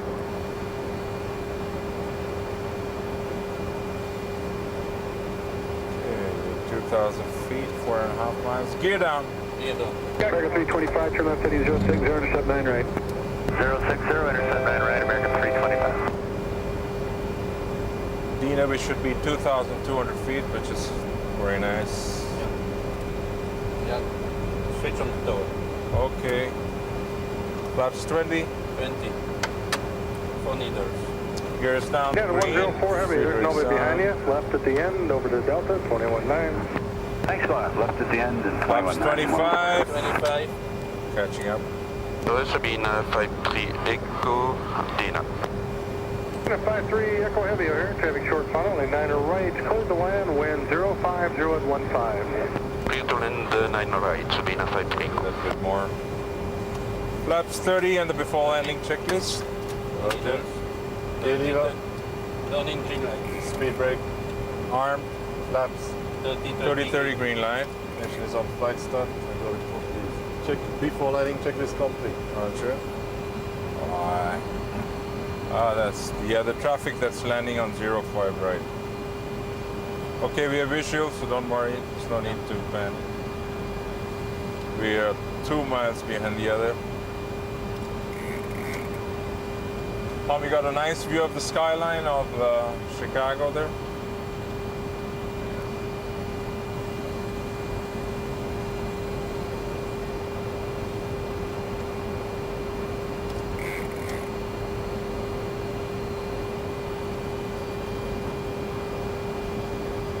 Okay, the wind is Northwest coming up. 138, off at Mike 5, then contact ground heavy jet about a mile out behind you. Goodbye. Mike 5, roger.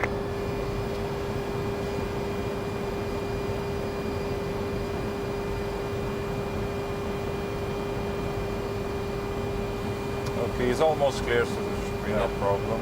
Clearing. 300 feet, runway, field inside, good to land. Hello, Chicago United, 1214, coming up to Rex, 4 right. 1214, O'Hare 4 right, clear to land, wind 05015, roll to the end, you're number 1. To the end, clear to land 4 right, United 1214. American 325, Dina. American 325, O'Hare, caution wake turbines, heavy short 50, funnel, 9 right, clear to land, wind 30, 05015. 20, Clear 10. to land 9 right, American 325. And what were those winds again, United 1214? Wind 05015. 100. 90. 80. Sabena 53 heavy, 70. or 53 Echo heavy. 60. Left turn when able, contact ground point 9 when you're off. Goodbye. Kevin 9 Sabena 53 Echo, right. Yeah, the gate straight 40. away. Yeah, thank you. Your laps. Yeah. You can tell him we're on the ground. I'll tell him. Yeah. Jump to international terminal, speed up 539, so 5 speed looking at my 6.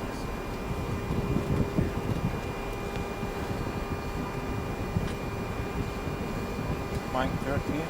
On Sabena 53 do you Echo, have a vacating carousel number for us? 9 right and proceeding to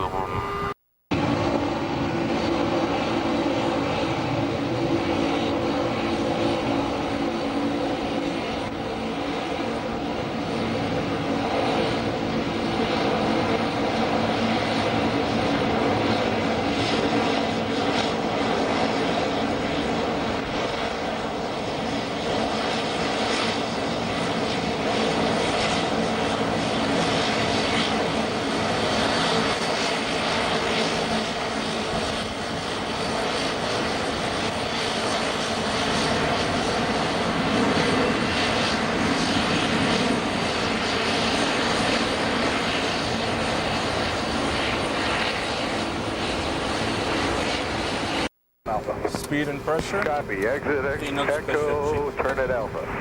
Yeah, who else called me? That was American 325 Full on of pressure, Delta okay. 1 here, gate still occupied. And please right. All right, American 325 taxi north on Bravo for See, the no bridge special and the thing. Bravo pad then. Hey, Bravo pad, American 325. 3 knots pressure. On American 417. Yes, sir. Yeah, we need to do a high engine run. Do we need to be in the hush house, or can we do that alongside of it since there's so many already occupying it? 3 knots pressure. You'll need city approval for that. I can't, hang on a minute.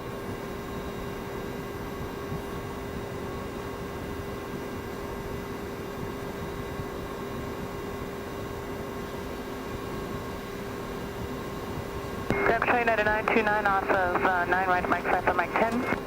And ready to shut down. We have about 3 minutes. Yep. Shutting down. At a 4. 929 heavy, I missed your gate. He's cooling, cooling. 3.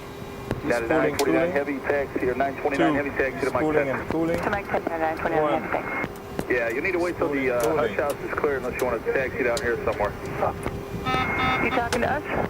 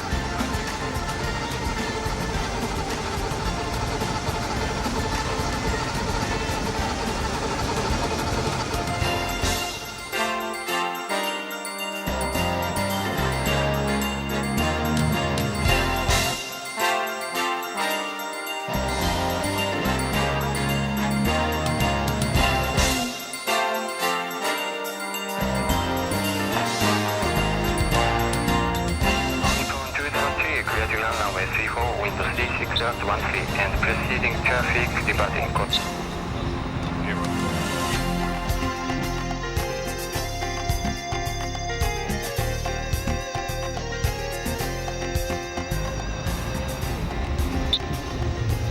Sabena 208, contact departure. 208, will do.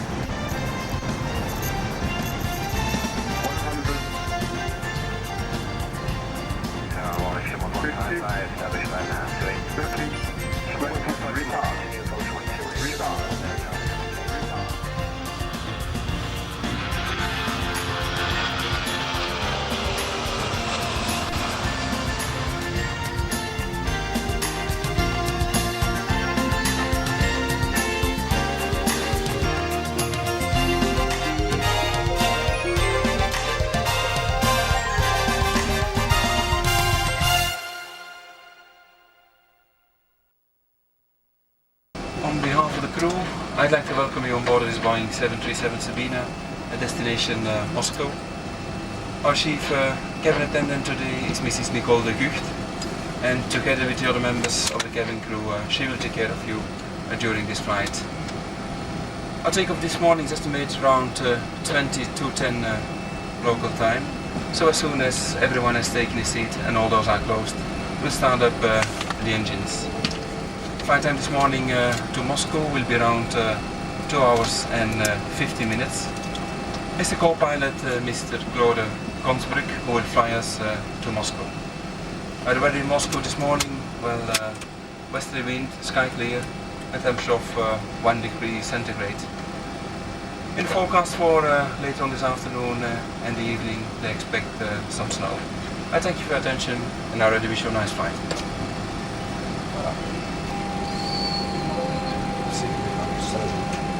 Latin, Idera, Fox Kilo, from my alphabet.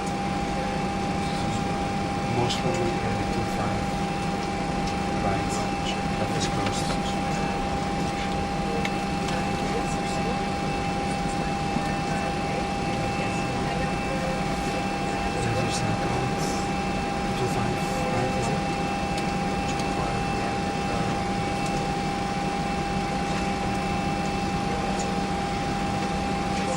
Flying again.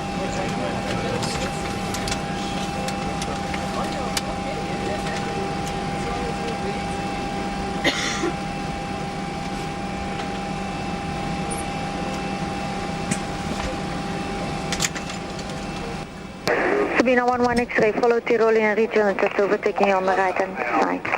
Okay, we'll follow the Tyrolean overtaking on the right side for Sabena 11 X-ray.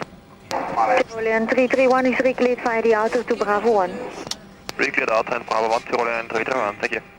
Current Sabena 279, good morning, stand 237 and request pushback. 7 for Sabena 421, you have a nice morning too. Thank you. Who's calling for push? Sabena 279, stand 227 for pushback. Sabena 279, hello, pushback 227 approved. Push approved, Sabena 279. Brussels clearance delivered. And Sabena 781, confirm you're on Sierra Blue? 781. Roger. Mark 353, only point 25 right. Mark 353, standby tower 120.77, over. 7 Nova, man. Tyrolean 331, standby tower 120.77, bye-bye. 120.77, Tyrolean 331, goodbye, have a nice day. And Brussels ground, good morning, Sabena 787, gate 346 is ready for pushback. 07, the entrance is blocked. You hold on inner 8. On inner 8, expect 207, speed 388. Sabena 781, we are ready for taxi. Sabena 781, Sierra Blue, outer 6 Bravo 1, holding point 25 right, QNH, show 999. Outer 6 Bravo 1, holding 25 right, QNH 90909, Sabena 781. Sabena 11 X-ray, standby tower 120.77, bye-bye. Sabena 79 X-ray, when clear of Finnair, Airbus 321, crossing from right to left, continue via Quebec Orange Line, outer 6 Bravo 1, holding point 25 right, QNH 999. Finnair and the Sabena Airbus 321 coming from right to left. We are cleared by the Quebec Orange, outer 6 Bravo 1, holding from 25 right, QNH 999, Sabena 79 X-ray. 79 X-ray, correct. See runway vacated. And 4 Mike, Romeo, span 99, ready for push.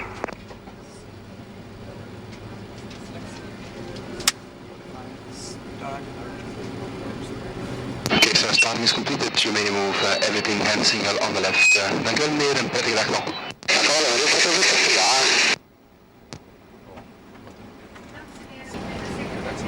Current Sabena 279 ready for taxi. Sabena 279, Echo 4, Foxtrot 4, Whiskey 3, holding point 25 right, QNH 999, clear to cross runway 02. Roger, Echo 4, Foxtrot 4, Whiskey 25 right, QNH 999, clear to cross 02, Sabena 279. Via Altair, giving the Sabena and say again the stand. Stand 133. Stand 133, Mali 600. Brussels ground, Sabena 787 is ready for taxi. Yes, Schulenburg cabin crew. Eastbound. 0388, continue via Tango, 1 clear of the Sabena 737, stand 207. Let's continue to stand 207.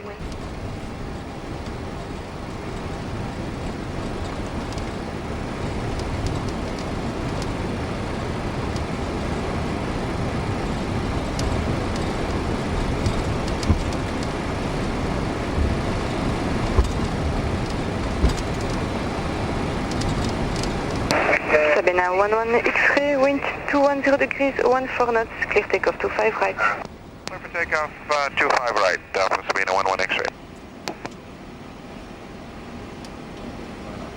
120 feet. And the fuel will be checked at 247. Takeoff checklist, no clearance.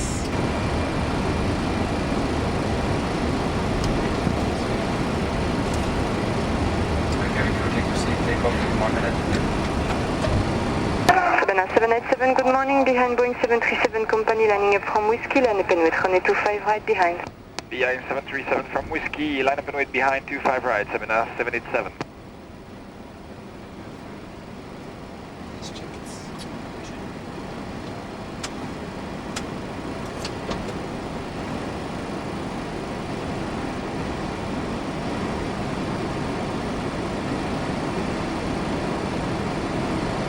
Sabena 279, clear takeoff 25 right, 210. Fuel control, fire control. You want to reduce takeoff. Parameters, check. 18, check.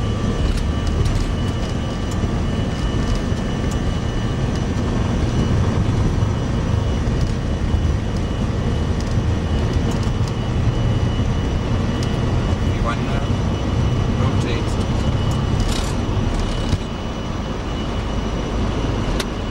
Positive line.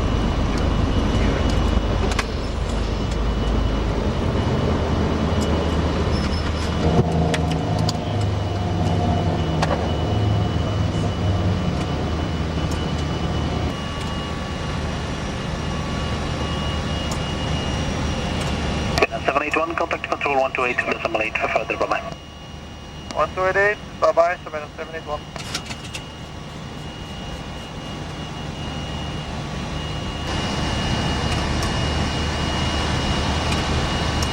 Sabena 79 X-ray for further control 128.8, bye-bye. 1288, bye-bye. Lights.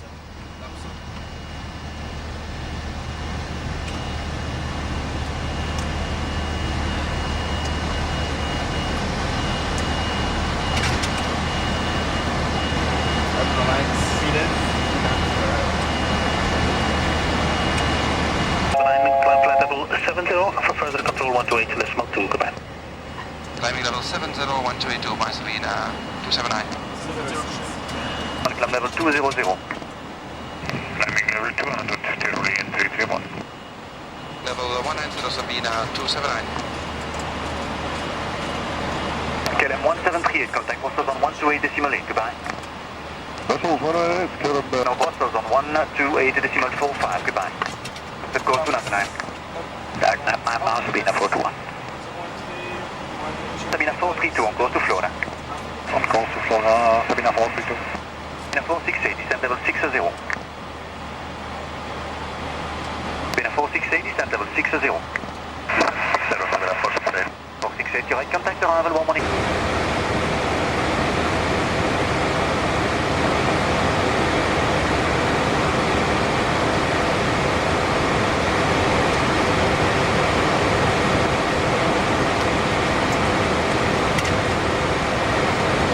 Climbing level 220 Sabena 279.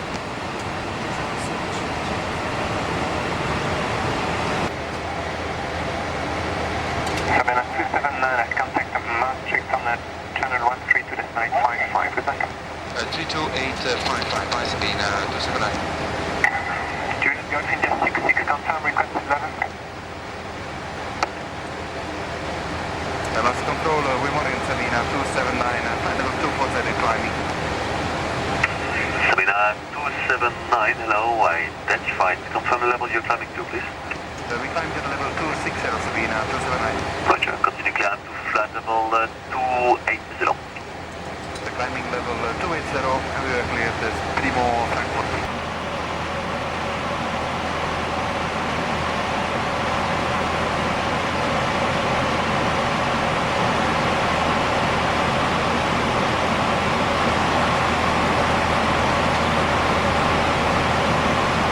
Good morning, Iberia 3247 across flight level 47.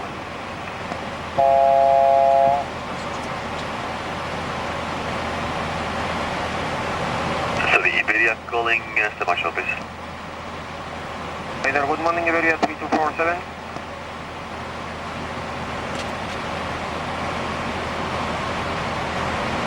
Sabena 279, continue climb flight level 330. Climbing level 330, Sabena 279. Still a restriction on the climb rate? No, you're on right now. Thank you, sir. And Iberia calling, you should call Amsterdam on 123.85. 2385, thank you. Good morning, German Air 761, climbing flight level 260, passing flight level 240.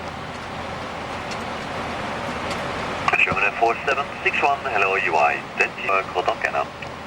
Groton. Rainer, guten Tag, Sabena 279, level 310, climbing level 330 to Frankfurt. Sabena 279, hello, identified. Roger.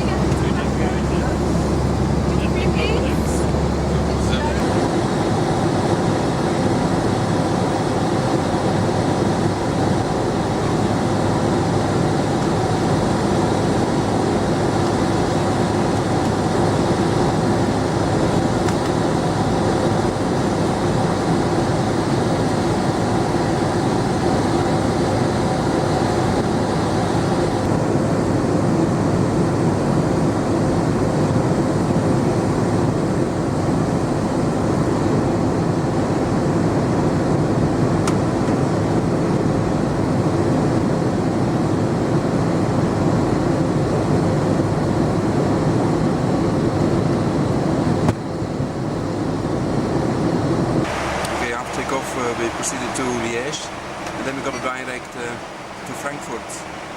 Afterwards we passed Fulda and then we also got a direct to Leipzig. Now we are in contact with Warsaw, and that's on the next page. So after Leipzig we proceeded south of Berlin. Then we came in contact with the Warsaw control. So we passed north of Gdansk and then on course to the former Russian republics. And in half an hour we will overfly Vilnius and then further to Russia. We will pass north of Minsk and we will reach Moscow slightly ahead of schedule, 10 minutes before the actual schedule.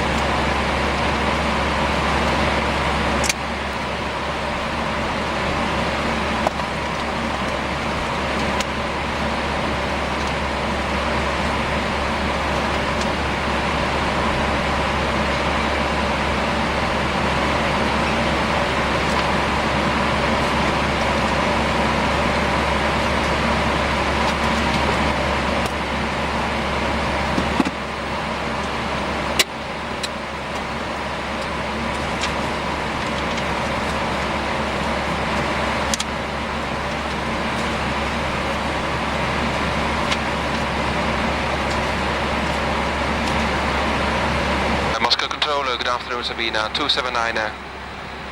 We are at 10,100 meters.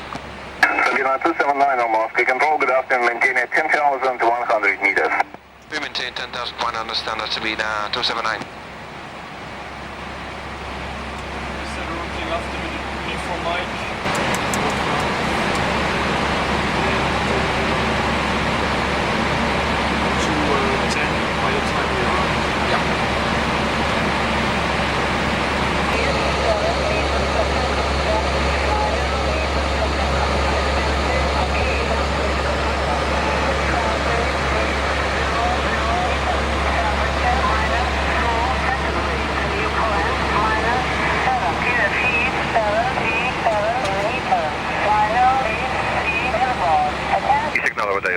Спасибо. Moscow from Austrian 601, good afternoon. Austrian 601, Moscow control, good afternoon. JustPlanes. Good afternoon, Sabena, 279. We are 10,100 meters standard, approaching Fox Kilo. Sabena 279, Moscow approach, good afternoon. Proceed to uniform Mike and descend to level 8,600 meters. Roger, to go course to uniform Mike down 8,600 meters, Sabena 279.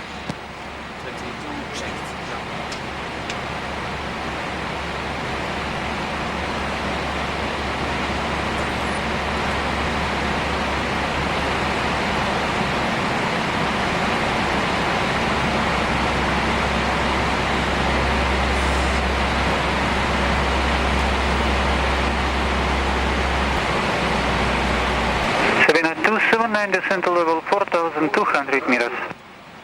Down 4,200 meters, Sabena 279.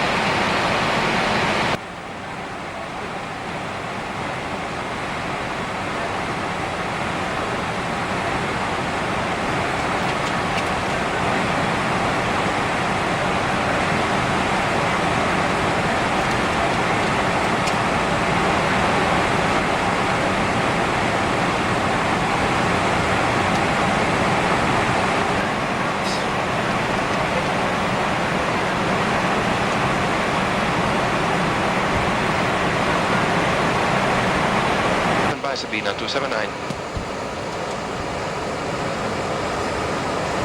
Moscow approach, good morning, Sabena 279.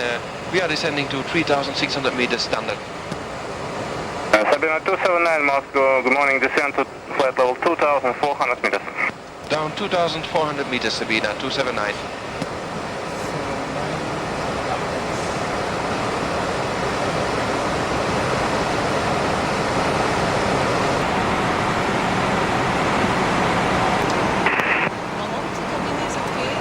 Dankjewel.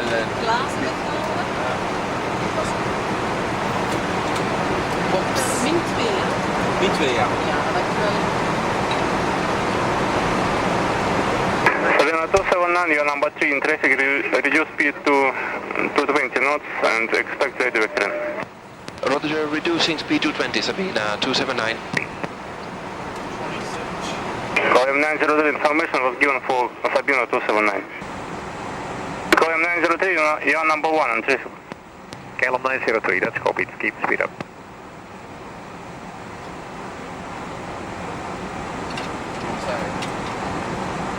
Москва, подход, добрый день. Расход 204, подхожу к Савелову, 3000, шереметьево.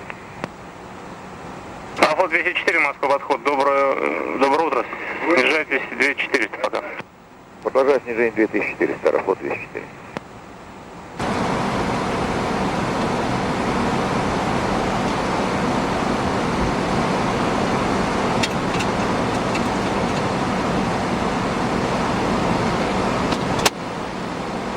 Climb 903, descent 1,800 meters, contact 1181. Descent 1,800 meters and 1181, KLM 903.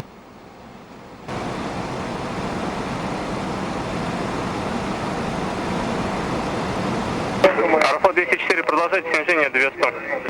Продолжай снижение 2100, Аэрофлот 204.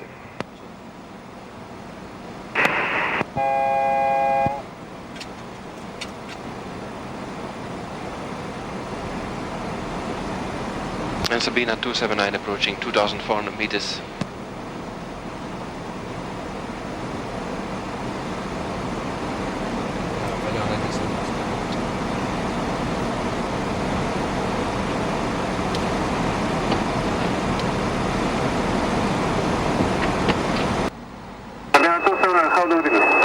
Okay, reading you 3x4. Heading 025 and maintain 2,400 meters. Heading 025, maintaining 2,400 meters, Sabena 279. Аэрофлот 204, 2100 занял.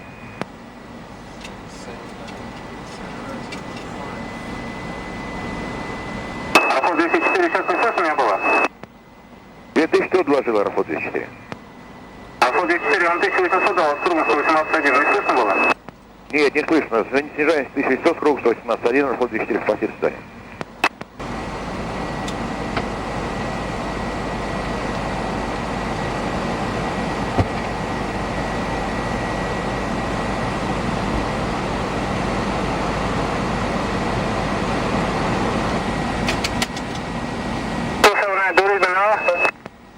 Just reading you 5 now, Sabena 279. Yeah.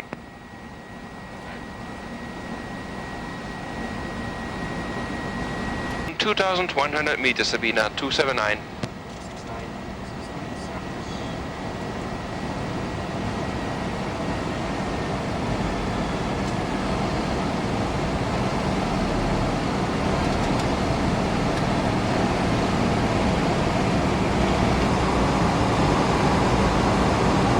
Sabena 279, descent 1,800 meters, contact 118.1. Down 1,800 meters and 1181 by Sabena 279. Goodbye. 131.5, KLM 903, bye. Bye. Аэрофлот 204, снижайтесь 500 метров по схеме. 204 продолжает по схеме снижение 500 метров, подали 137. Moscow, good afternoon, Sabena 279, radar heading 025, down to 1,800 meters.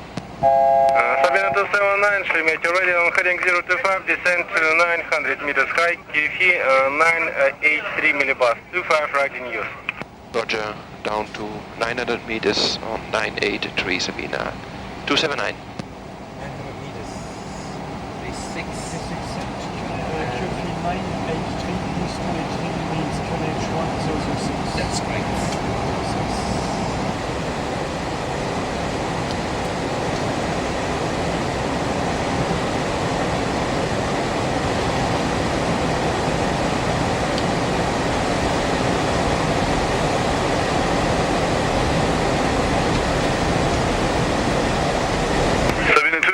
Turn right heading 16, 150 and descend to 500 meters height. Roger, down heading down 500 meters and heading 150 Sabena 279. Аэрофлот 204 на 4, готовность посадки.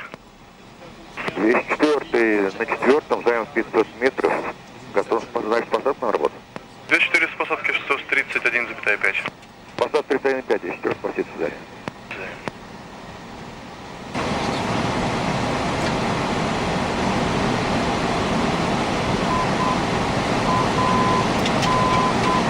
Let's check level 2.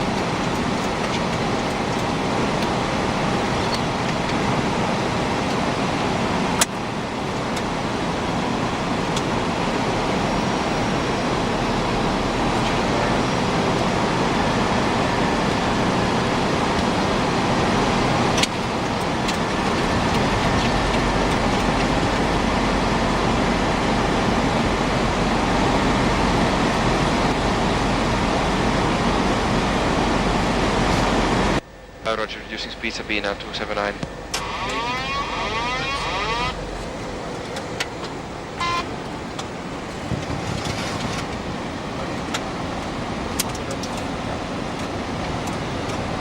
returning on final, Sabena 279.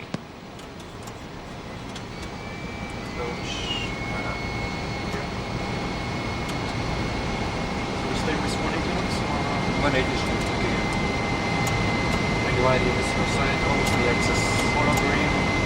Runway heading 247. Thank you.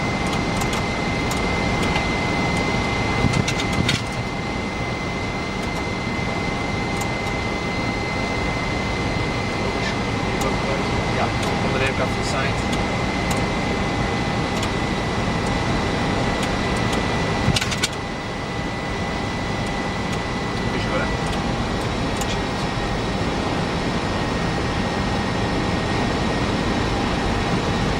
Sabena 279, cleared for ILS approach runway 25 right.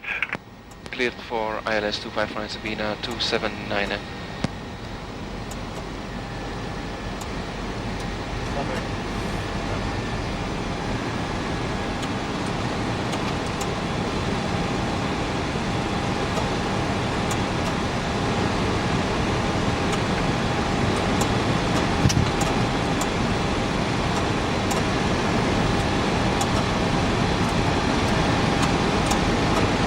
Метеокруг 86, 517, добрый день. Подхожу 1800, заход по системе, режим директорный. Информация Альфа, давление 738. 86 517, Шереметьево-Круг. Добрый день. Снижаюсь 500 метров по давлению аэродрома 738 миллиметров. Заход разрешаю. Ил-25 правая. Ил-25 правая, занимаю 500, давление 738, 517. Sabena 279, contact Sheremetyevo Tower and 131.5. 1315 by Sabena 279. Bye. Tower, good afternoon, Sabena 279. We are on final runway 25 right. Sabena 279, affirm. Affirm, sir, on final runway 25 right. Sabena 279, Sheremetyevo precision. Good afternoon, you're 12 kilometers from touchdown on center line. Continue approach 25 right. Continuing Sabena 279.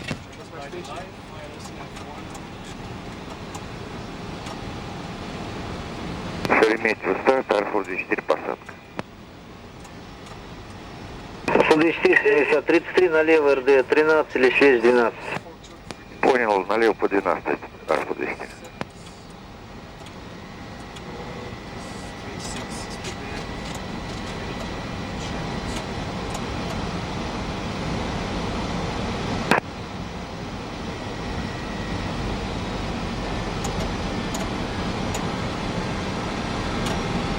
So visual no more. Yacht 133 holding 25 right. Yacht 133, hold on taxiway 15, I call you. Holding on taxiway 15, Yacht 133. 124, пересекать 25 лево, РД 22 до ложи, 121.8. Ар-4 решили пересечь 25 левый на 22 РД с управлением 21.8 по Сибсинай. Sabena 279, position OK, cleared to land 25 right. Clear to land 25 right, Sabena 279.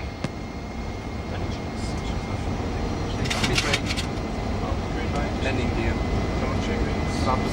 Sorry, green light. Landing is completed. Deactivate flaps.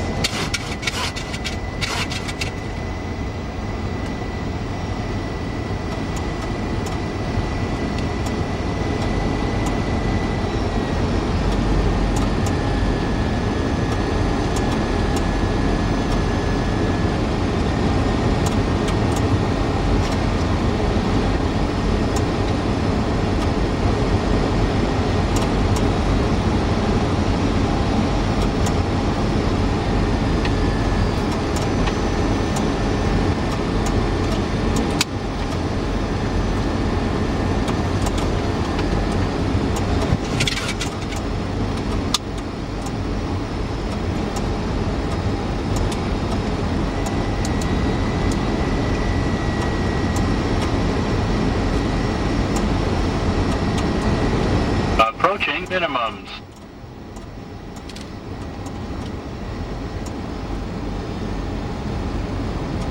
Minimums.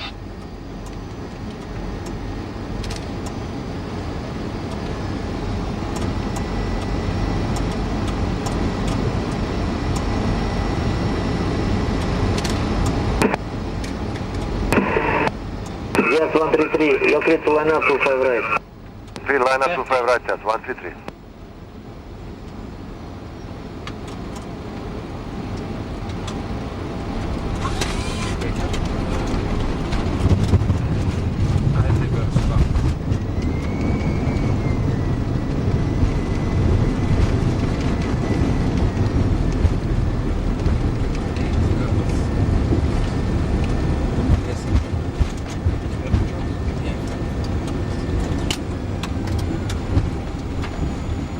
Sabena 279 down 36 left on taxiway 13. Roger, to the left, cross 25 left, taxiway 13, Sabena 279. Now turn left on taxiway 13. Roger, left on taxiway 13, Sabena 279.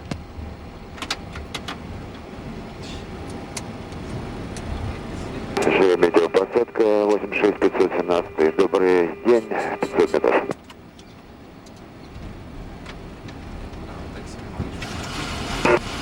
Шесть 517, имеете посад. Продолжать заход 25 правый. Продолжаем 25 правый, 517. Yacht 133 cleared for takeoff 25 right. Clear takeoff 25 right, Yacht 133. Sabena 279 cleared to cross 25 left, contact on 121.8. Clear to cross 25 left, 1218, Sabena 279, bye-bye.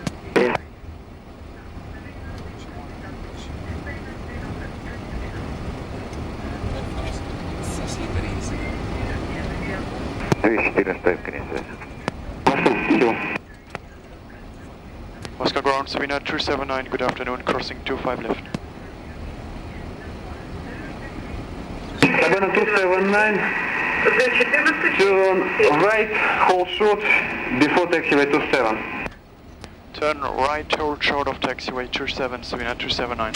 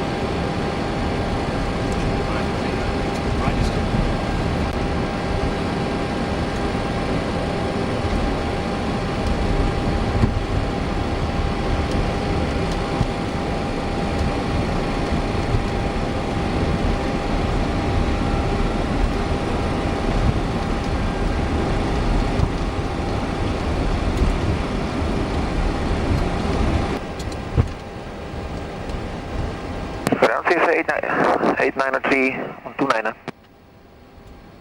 893, change to tower 131.5, bye. 131.5, goodbye. 101, clear to pull.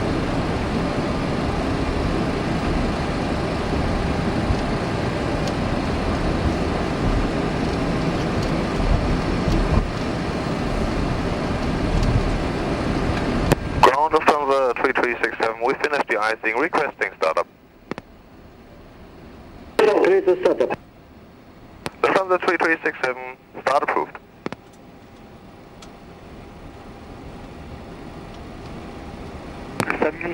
Sabena на третьем, остановка по указанию маршала. Say again, Sabena 279? Follow marshal, please. Follow marshal. Roger, Sabena 279, following marshal.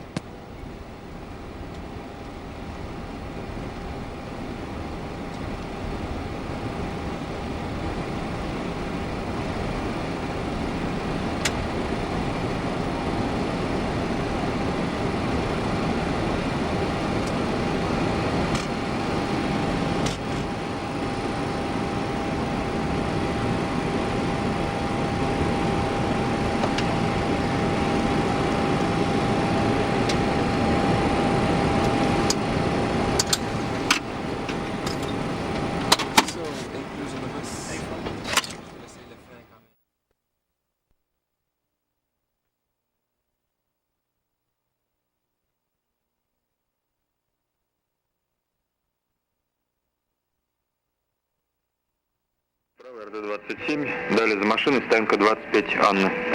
По 27-й, 25, Анна. Аэрофлот 52.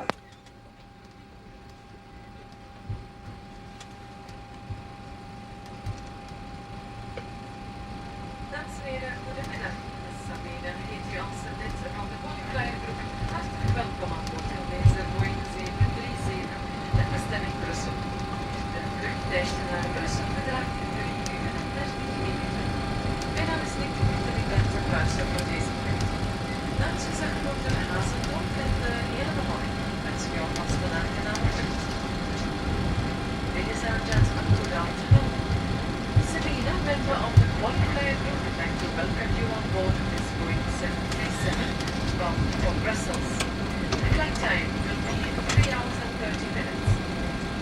On behalf of Captain Hazendorp and the entire crew, I would like to wish you a very pleasant flight.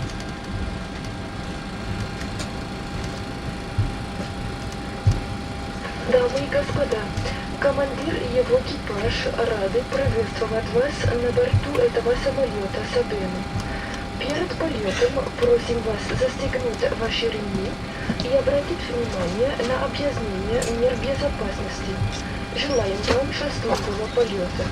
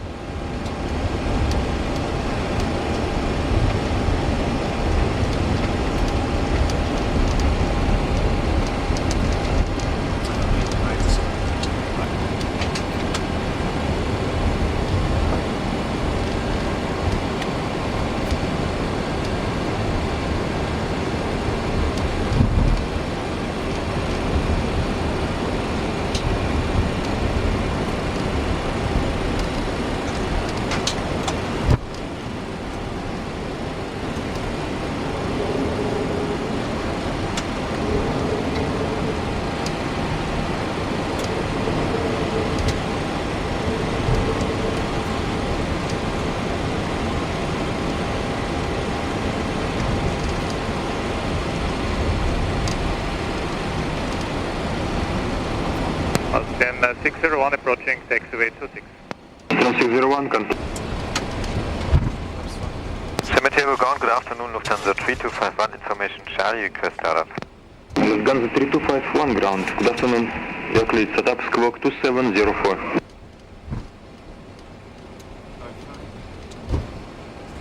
Startup approved, squawk 2074, Lufthansa 3251. Negative 2704. 2704, Lufthansa 3251. Cemetery ground, good afternoon as well, KLM 904. Stand 17 information. Charlie, we are fully ready for Amsterdam. KLM 904 ground, good afternoon, Euclid, push and start. Clear to push and start, gate 17, KLM 904. Scandinavian 735, contact tower 131.5. 1315.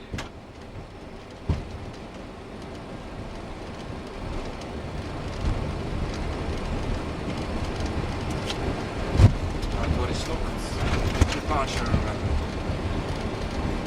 Alfa Romeo 25 Delta is confirmed. 2300 feet. Have to contact Krug immediately after passing before the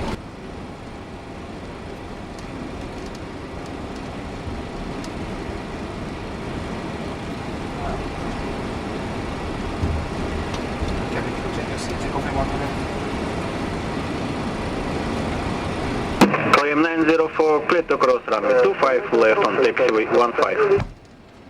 Clear close 25 left onto taxiway 15, KLM 904. Takeoff checklist, no clearance. Checkoff checklist, no switches. On transponder, it's on checkoff transponder, no clearance. Curfew.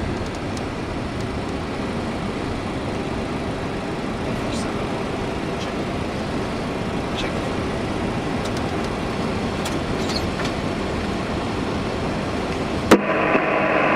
Sabena 20, clear for takeoff runway 25 right. Clear takeoff, runway 25 right, Sabena 280.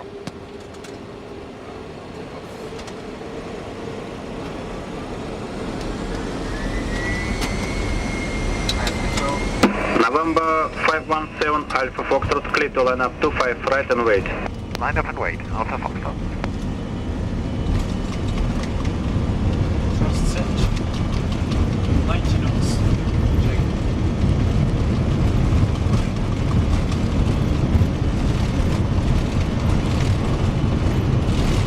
V1. What then? What's diff climb? Zero, good afternoon. Sheremetyevo Krug, climb to flight level 1,800 meters. Climb to 1,000, to flight level 1,800 meters, Sabena 280.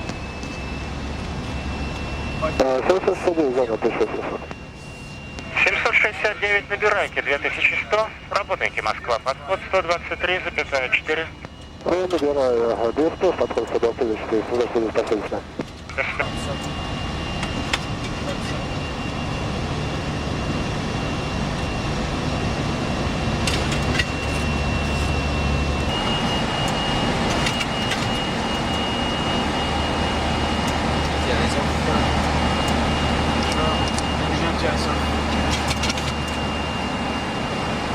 November 517 Alpha Fox on airborne Sheremetyevo. 1,500. Sabena 280. Sabena 280, climb to 2,100 meters, change to Moscow approach on 122.7. 122.7 and climb to 2,100 meters. Все хорошо. Moscow Sabena 280, good afternoon, climbing to 2,100 meters.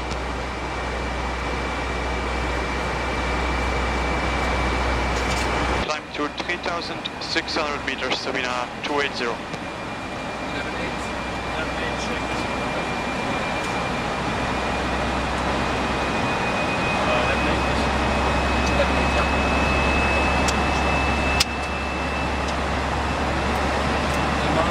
This speed restriction. Any speed restriction for Sabena 280? Negative. Roger, Sabena 280, no speed restriction.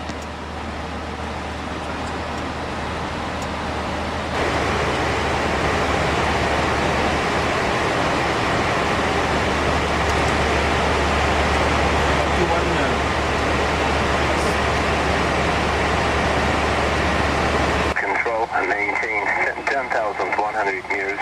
Expect runway news at Moscow 25 right.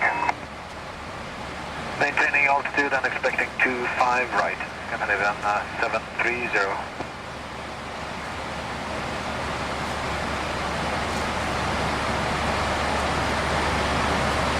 Moscow approach, just again, KLM minus 04, maintaining 8,600 meters standard.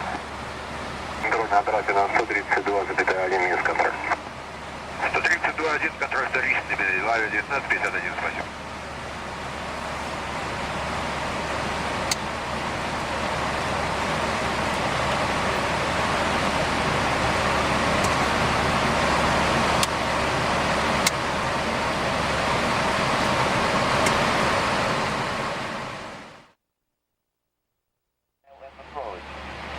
Landing runway 25 left.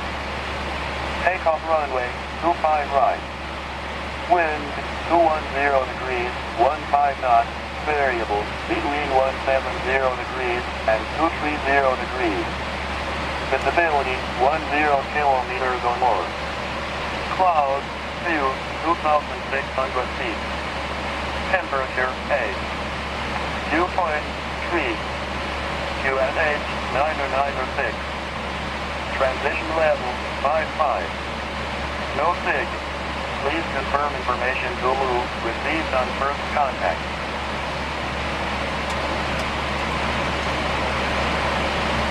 Fast 3, buonasera, climb flight level 240.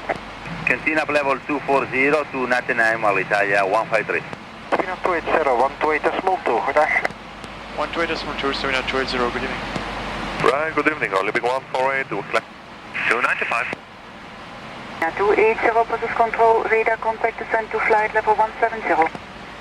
Descend flight level 170, Sabena 280.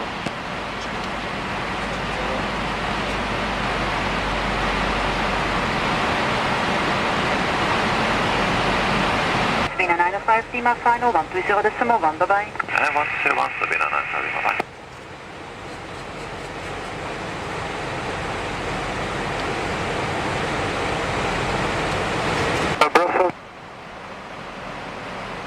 Ross final Sabena 280, good evening.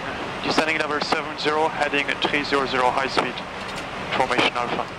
Sabena 280 final, good evening, information Alpha runway 25 right. Sabena 280, roger.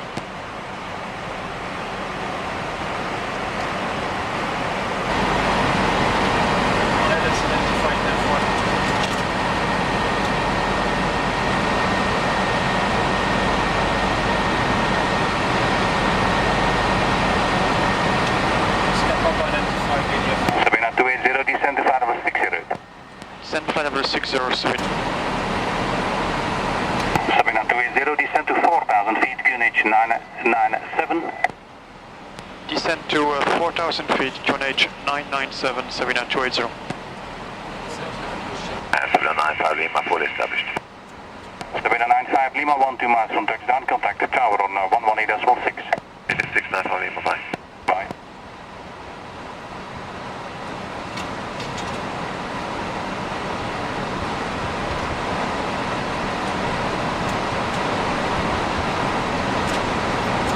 Live.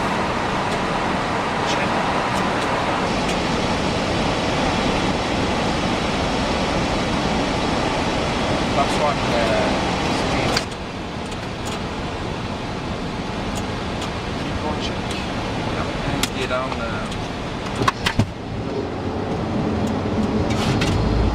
Top 15. Target speed. That's 15. Target speed. Sabena 497, clear takeoff 25 right, 220 degrees, 15 knots, bye-bye. Take from 825 right, Sabena 497, good night.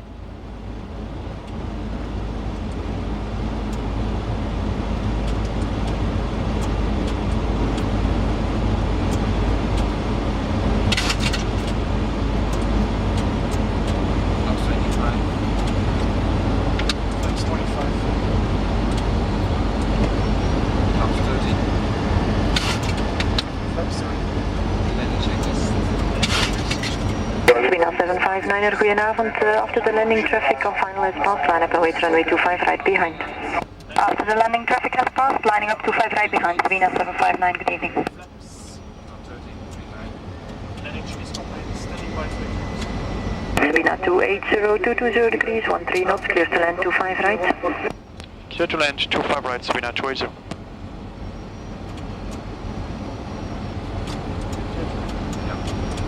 S'il n'y a pas de gust, je descends plus en dessous de la vitesse.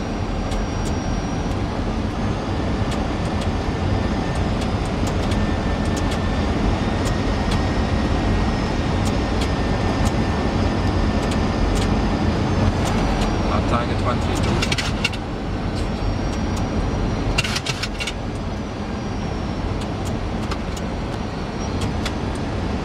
Sabena 44, established on the right, 6 miles. Sabena 424, goedenavond, continue approach 25 right, 220 degrees, 14 knots. Expect departing traffic ahead, right turn out. Sabena 44.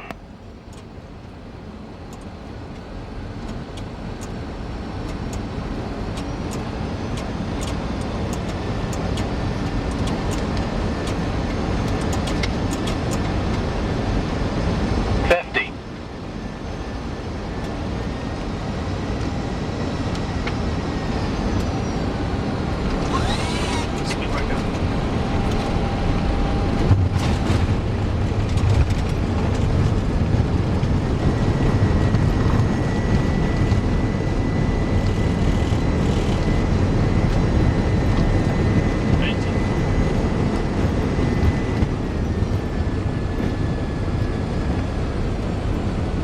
Sabena 280, vacate Bravo 5, ground 118.05, bye-bye. Vacate Bravo 5, 11805, Sabena 280, bye. Now 121.8.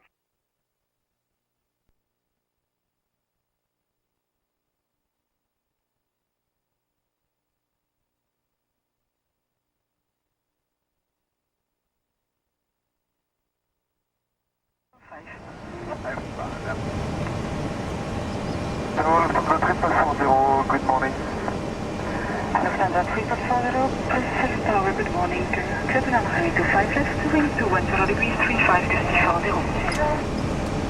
5 left, 340. Sabena 22, kilo clear for takeoff runway 255, wind 240 degrees, 30, gusty 35.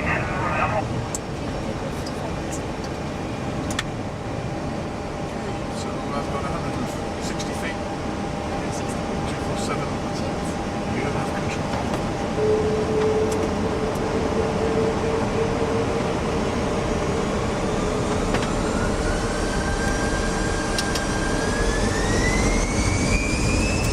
Setting power.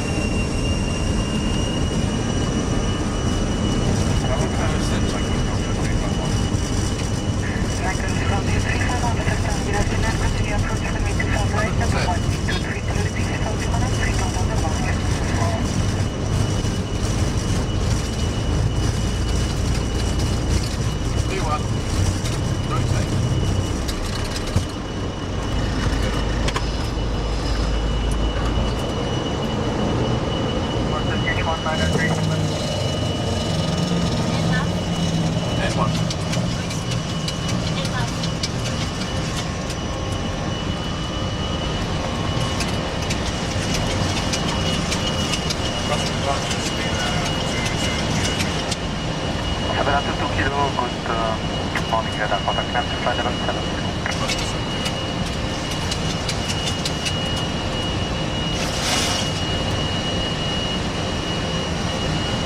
That's how it's going on.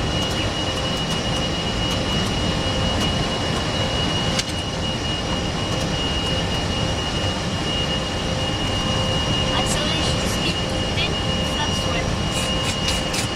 Max 1. Sabena 22 kilo, contact control on 128.2.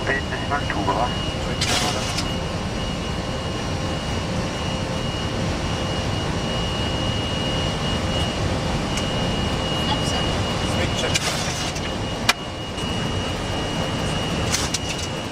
Sabena 22 kilo, Brussels control, radar contact, climb to flight level 160.0. 160, Sabena 250. Check condition.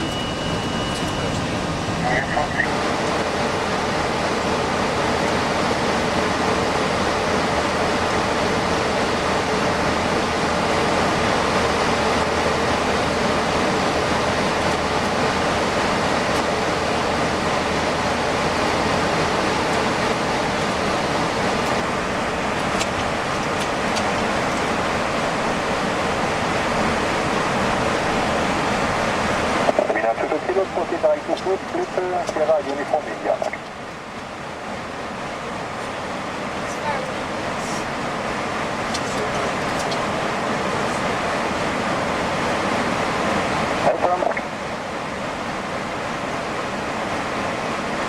Lufthansa 585.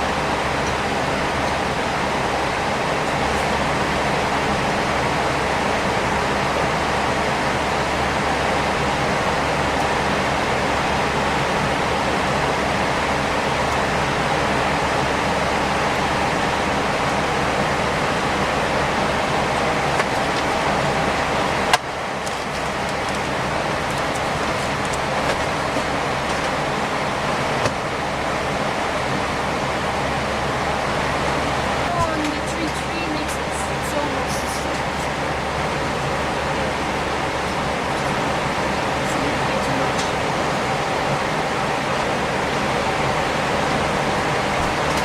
I would imagine it's never there though. We'll see how it.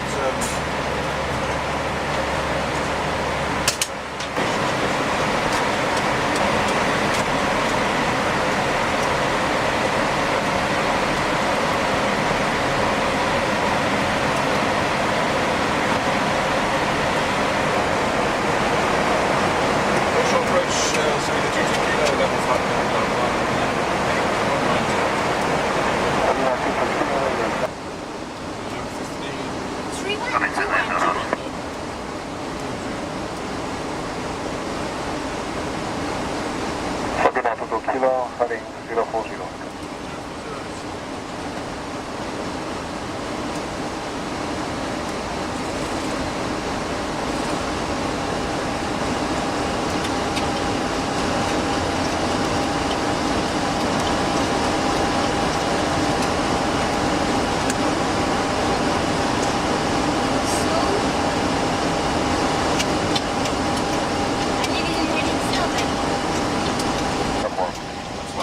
B737-500,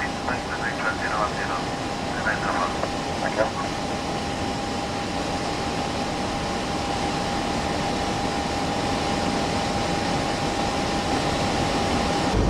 That's it.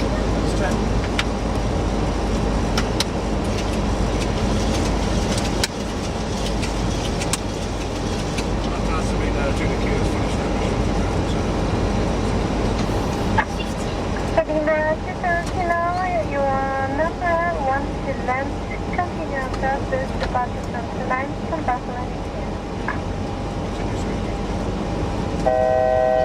25, target speed 135.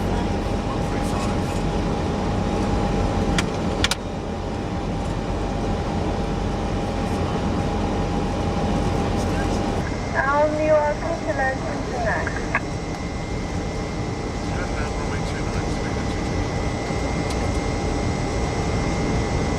Now it's safe to land.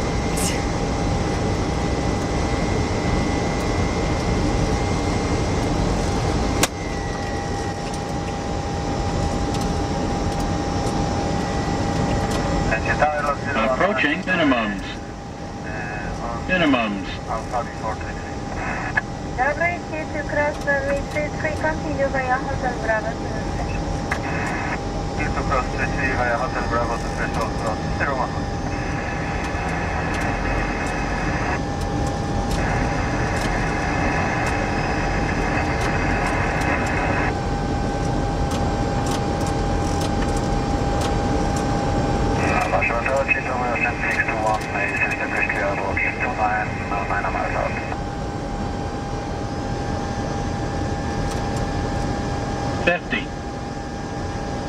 Okay, 61, we now continue. Approach just now number 1 from Barcelona. Thank you.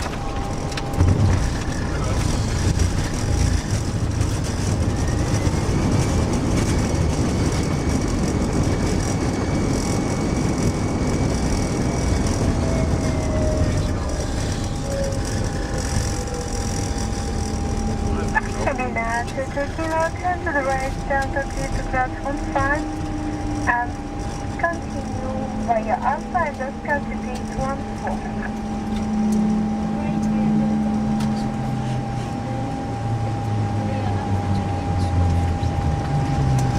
Thank you.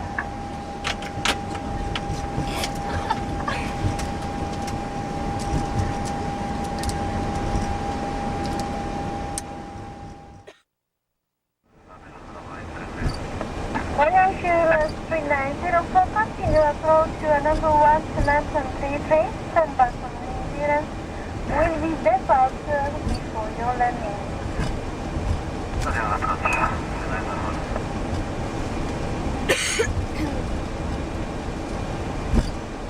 Starting with you.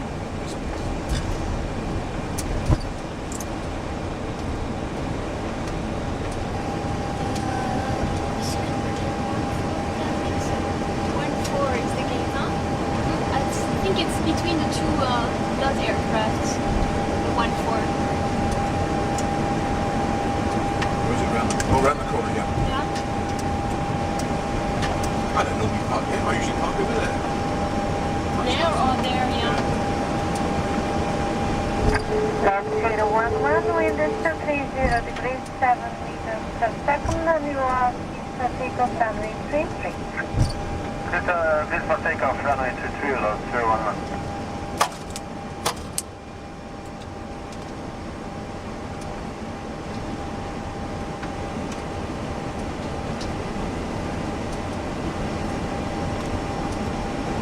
Austrian 61, turn to the right Delta and hold for runway 1533. Roger, Atlanta is now and holding shortly for the runway 1533, Austrian 61.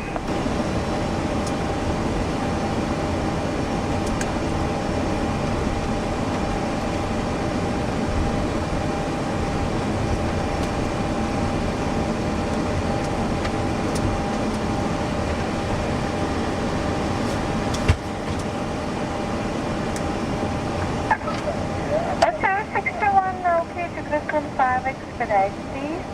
Roger, clear to cross and expediting Austrian 61.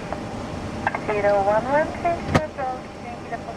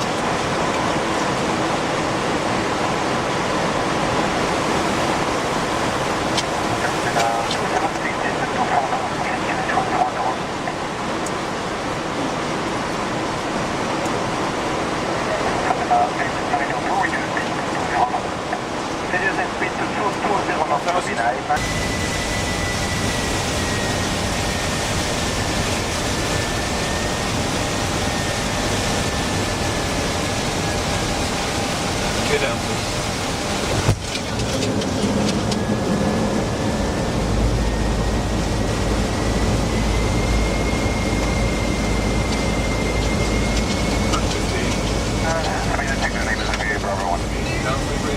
Then the flaps. Flaps slow to the green light. Then it's your speed.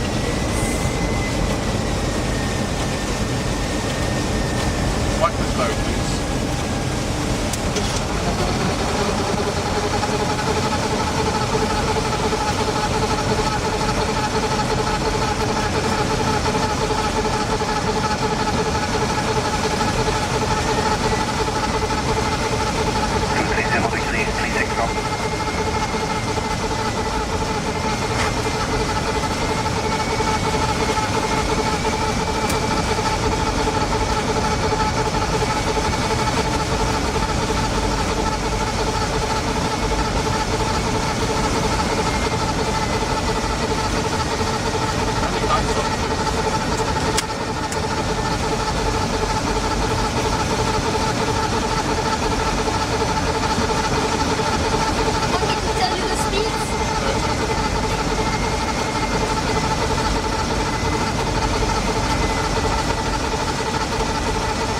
Approaching minimums.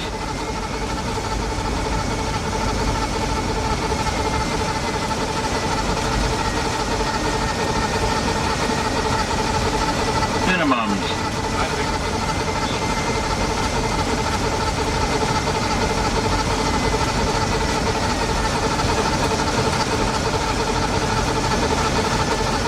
50.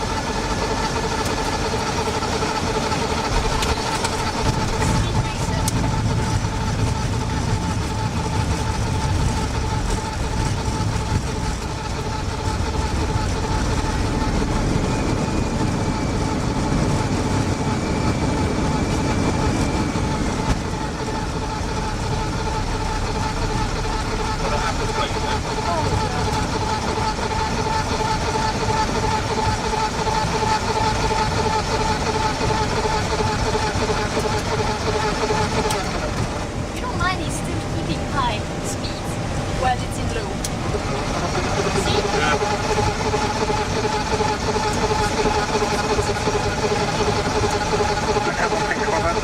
Continue via Foxtrot 2, Echo 3, Trop 02 and counting down from 1 minute.